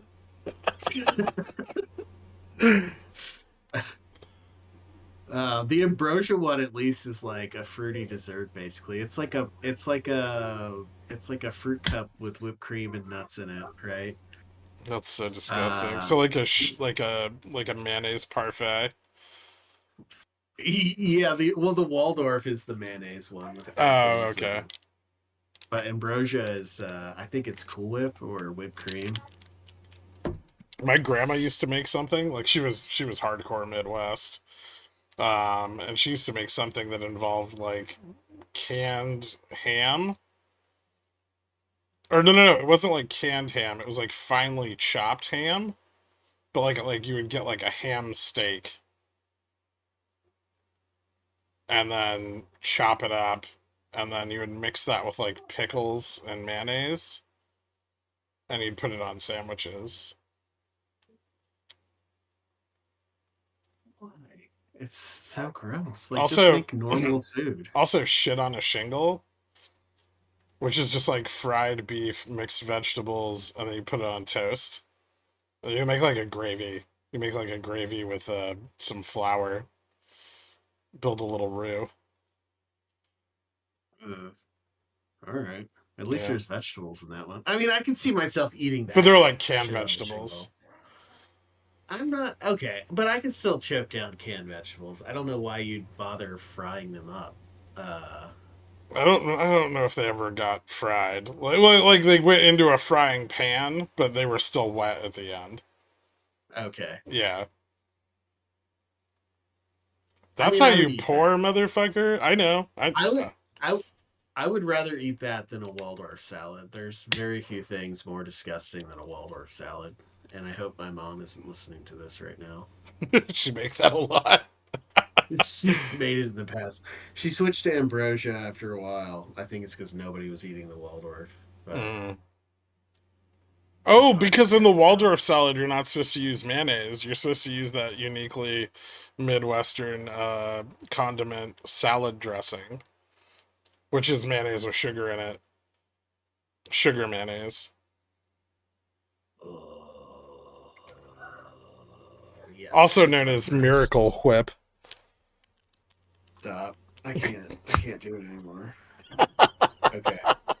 Is there anything else to talk about other than everything's fine? Keep buying. Stock go up. Yeah, I mean, I guess they could. Friday we had like a neat little rejection though.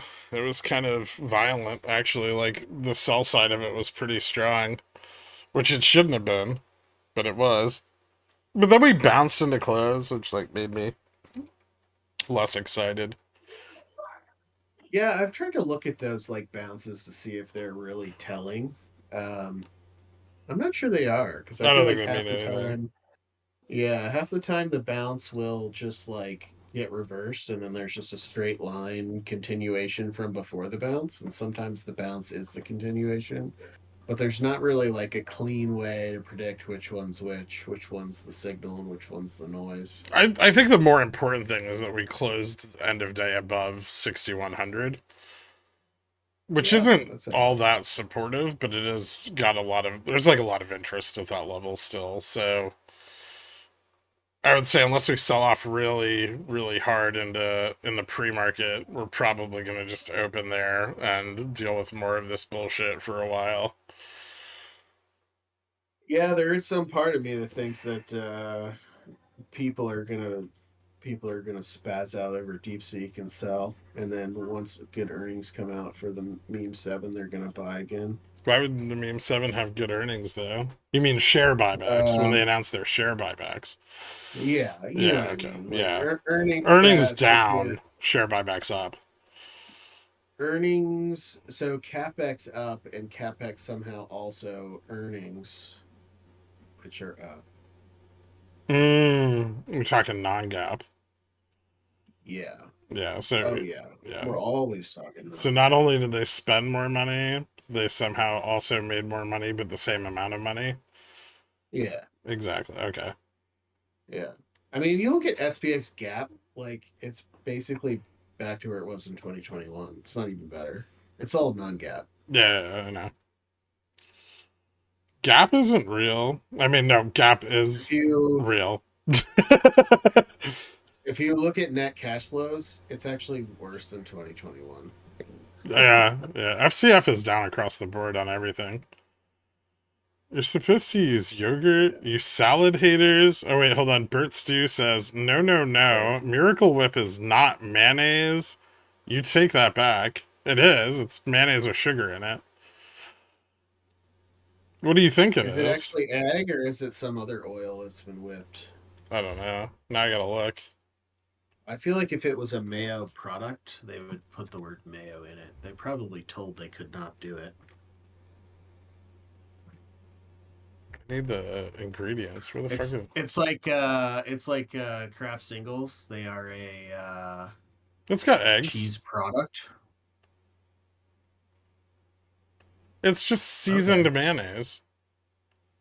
It's got high fructose corn syrup in it.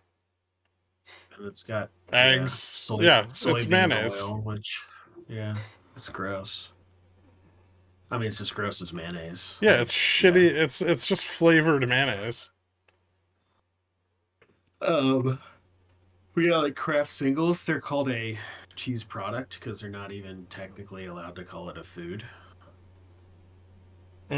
Not Yeah. only is it not dairy, it's not food.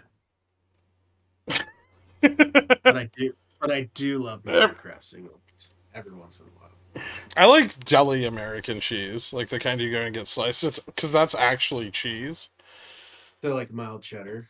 Yeah, it's extremely. Yeah, it's like kind of like an extremely mild cheddar, but like American cheese has its place. I'll give it that. I, It's the yeah, I meltiest mean, of melty cheeses. yeah. Sometimes you just want to eat an entire block of Velveeta, or in Dork's case, put it up your butt. No Rotel up there though. It doesn't mix well with the mucous membranes. You don't want the spice. Reverse constipation. Uh, yeah, Velveeta. I could do it. Like I eat it like at the Super Bowl. That's like it. I've never eaten it. It's basically like a craft single, but it's a block, and you melt it, and you put other things in it so that you don't taste it as No, much. I've seen it in stores, but I've never eaten it. I assume it's Yeah, like they put. that queso dip that comes in jars. It's probably similar to that, but that's how you know the Super Bowl's coming up. They put the Velveeta out in the front of the store. Maybe where you live. It's I mean, different that's than how I know. craft. It's It's like, oh weird. shit, it's Super Bowl weekend. The Velveeta's out in front by the flowers. I just base it off of the advertisements in the soda and chip aisles because all of a sudden Doritos aren't just Doritos anymore. They're like Super Bowl like XXLIV Doritos. Yeah, the special 55 Doritos. I don't know what Super Bowl it is. I don't know. It's up there. It's got to be in the like 50s or 60s or something. It's in the mid to upper 50s, I think. I think we had 55 recently because I remember it was a nice round number. That was a few years ago. Which one are we at? I'm gonna guess 57. Someone has to know. Someone's just like been dying to watch this for weeks now. All of our projections last week were really wrong. Yeah. And I know Dork and I tied, which is why you don't want to say who won. You and Dork did tie, but you were still Also, 200 basis points off of spot. yeah. Um, let's see if I wonder if we could get. I wonder if we could get Dork to give a projection. He said he just got off of the plane Yeah, why isn't he in here with us? because he's driving. So, Wait, does yeah, his cell phone I not I work? call in. I call in while I'm driving all the time. Dork doesn't want people to know that he owns shitty microphones. Mm-hmm. Or a Mazda.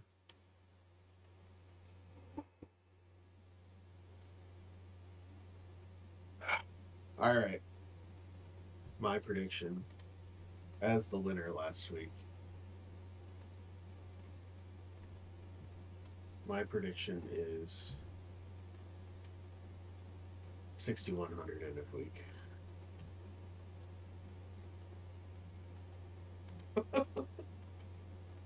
Wow.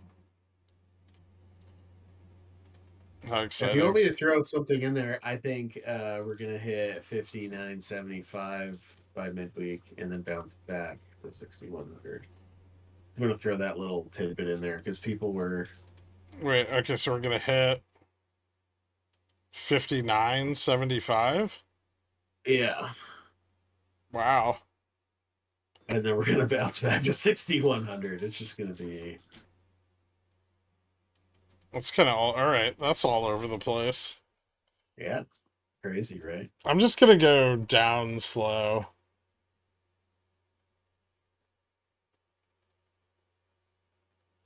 Ooh, Friday's end a quarter. Hold on.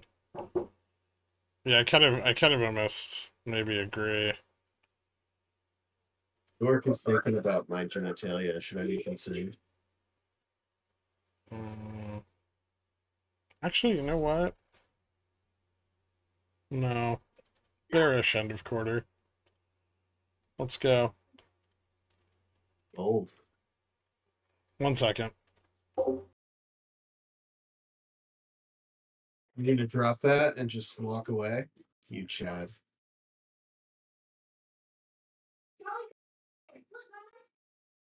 What do I do?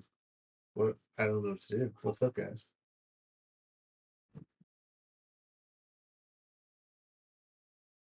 Who here has used DeepSeek and thinks it's awesome?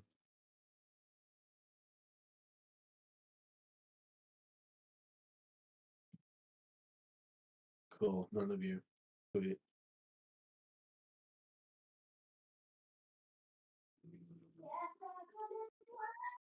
I'm here. Oh, Are you? yeah, I'm here. Wait, oh, but my camera's off. I was Yeah. asking people who here has used DeepSeek and liked it, and nobody has. Does anybody here even use AI besides Regards Geeky? I think she's the only one. Oh, that's not true. There was somebody who posted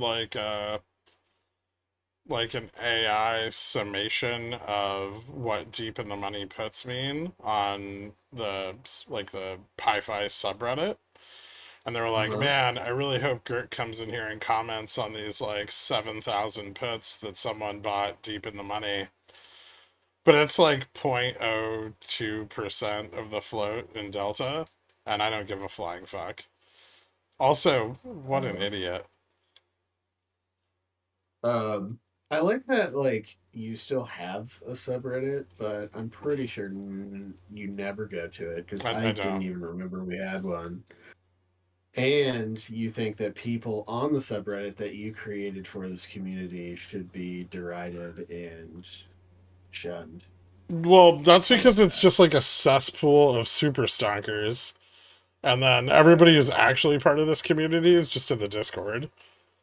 Yeah, Like that's been they're not on that fucking subreddit. everybody that's actually in this community and their wives are in the Discord. Increasingly so. Can you come look at your dog? Yes. Um, What was that? yeah, just the chaos in my house. Oh, okay. You know your dog's on the treehouse, right? Whoa. Apparently, my You apparently have a my dog is up on a treehouse. you have a fucking treehouse? I mean, we have a swing set, and it's got like a. Apparently, he's like up on top of it. I don't Have you know. been holding out on us? You didn't declare that as part of your assets. We negotiated it into the house. It's just a swing set, dude. It's like a $1,500 wooden swing set with like the little. You climb up the ladder and you sit. There's like enough room for 3 children or 2 adults. You should rent it out to Dork. I could. I'm not against it. It's got a roof.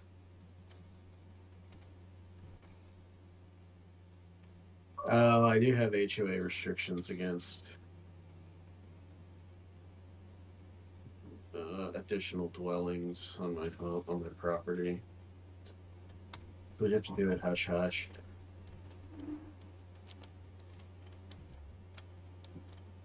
Wow, my seeing my prediction kind of looks stupid,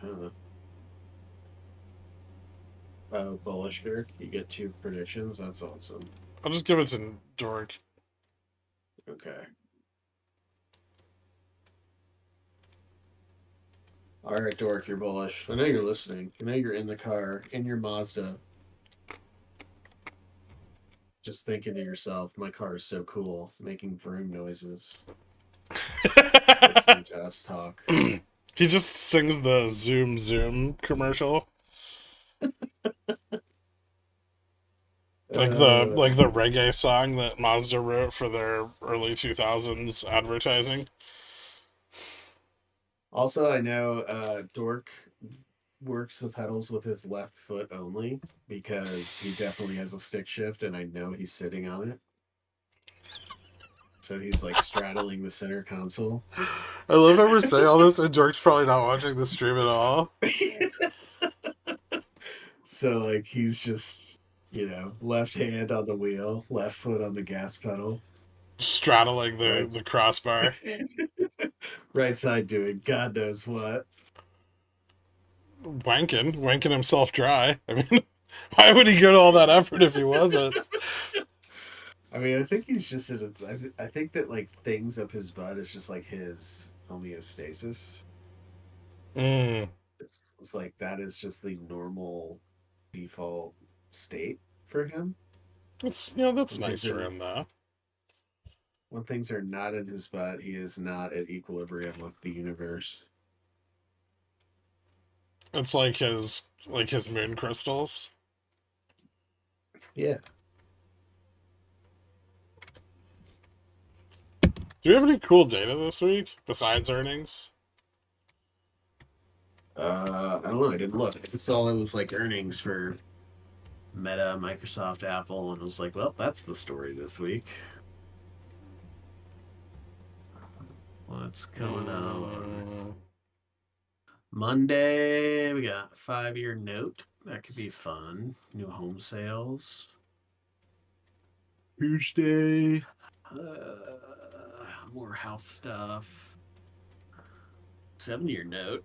All right, got some notes. I don't care about notes. Durable goods on interest Tuesday. Fed interest rate decision on Wednesday. We have durables on Tuesday. That's important. 7-year notes probably kind of important. Wait, is J-Pal speaking on Wednesday? Yeah, we have the FOMC. Oh my God, I've been out of it. So out of it. And then we have GDP. This is gonna be an awesome week. Big week. Then I stand by my prediction to the dime. Straight down and straight up. Japan has a 3-month auction on Thursday night. They have a 2-year auction Friday on Thursday also. The 2-year is probably more important. And advanced GDP growth rate. oh, they have a 5-year auction, and their meeting minutes come out on Tuesday also. I can't handle it. There's just too much. What the fuck is a 5-year climate transition bond?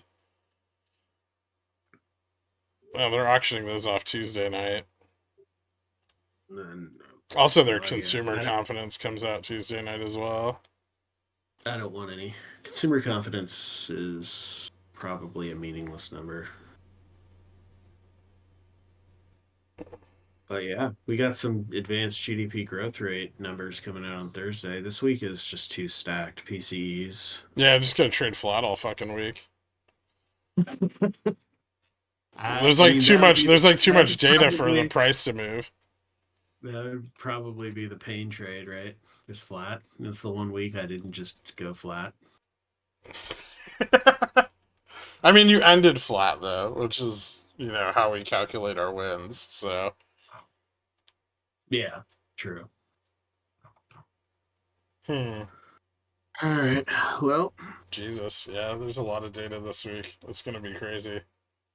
There's a 2 and 5 auction tomorrow, which is gonna be a big deal. Baby whale, DeepSeek is not going to send everything straight to zero. People are going to freak out, but they're not going to sell unless, who's... Put my line on there. I'm not putting a line to zero. Okay, first of all, Nuke, this is a math lesson for you because I know you would like to learn some more math. On a log plot, there is no zero. I can get really close though. No. I got 0 right here. How? I don't know. There we go. There's Nuke's line. I'm gonna make it baby blue.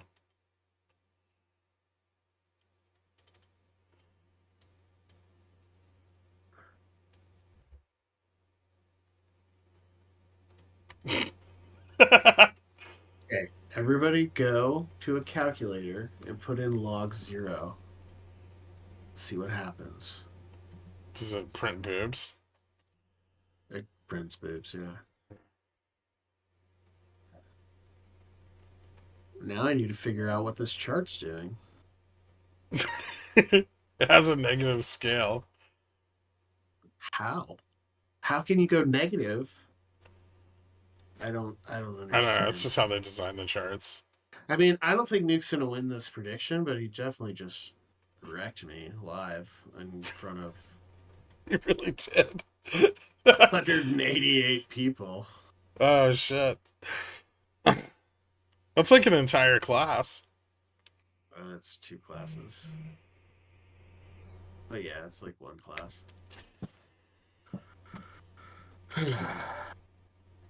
Alright. All right. Yeah, that's enough for Now we today. just gotta wait. Now we just gotta wait for the week to happen. Yeah, I want to see the dollar drop into market open and VX explode. I have an out of the money long on VX, so if VX pushes up, I'm gonna make some money tonight. Have you tried doing that? This is what I do. I just put a bid out of the money on like 10 VX contracts before futures opens going into Monday morning. And if vol goes down, I just don't get a fill. And then if vol goes up, I make money. Mr. Poopy Pants, I take great offense to that because people often come to my class the first week and ask if there's anything I can do to overload them into the full class. Yeah. JFresh has a waiting list for his classes. And that's not an administration issue. He's that popular.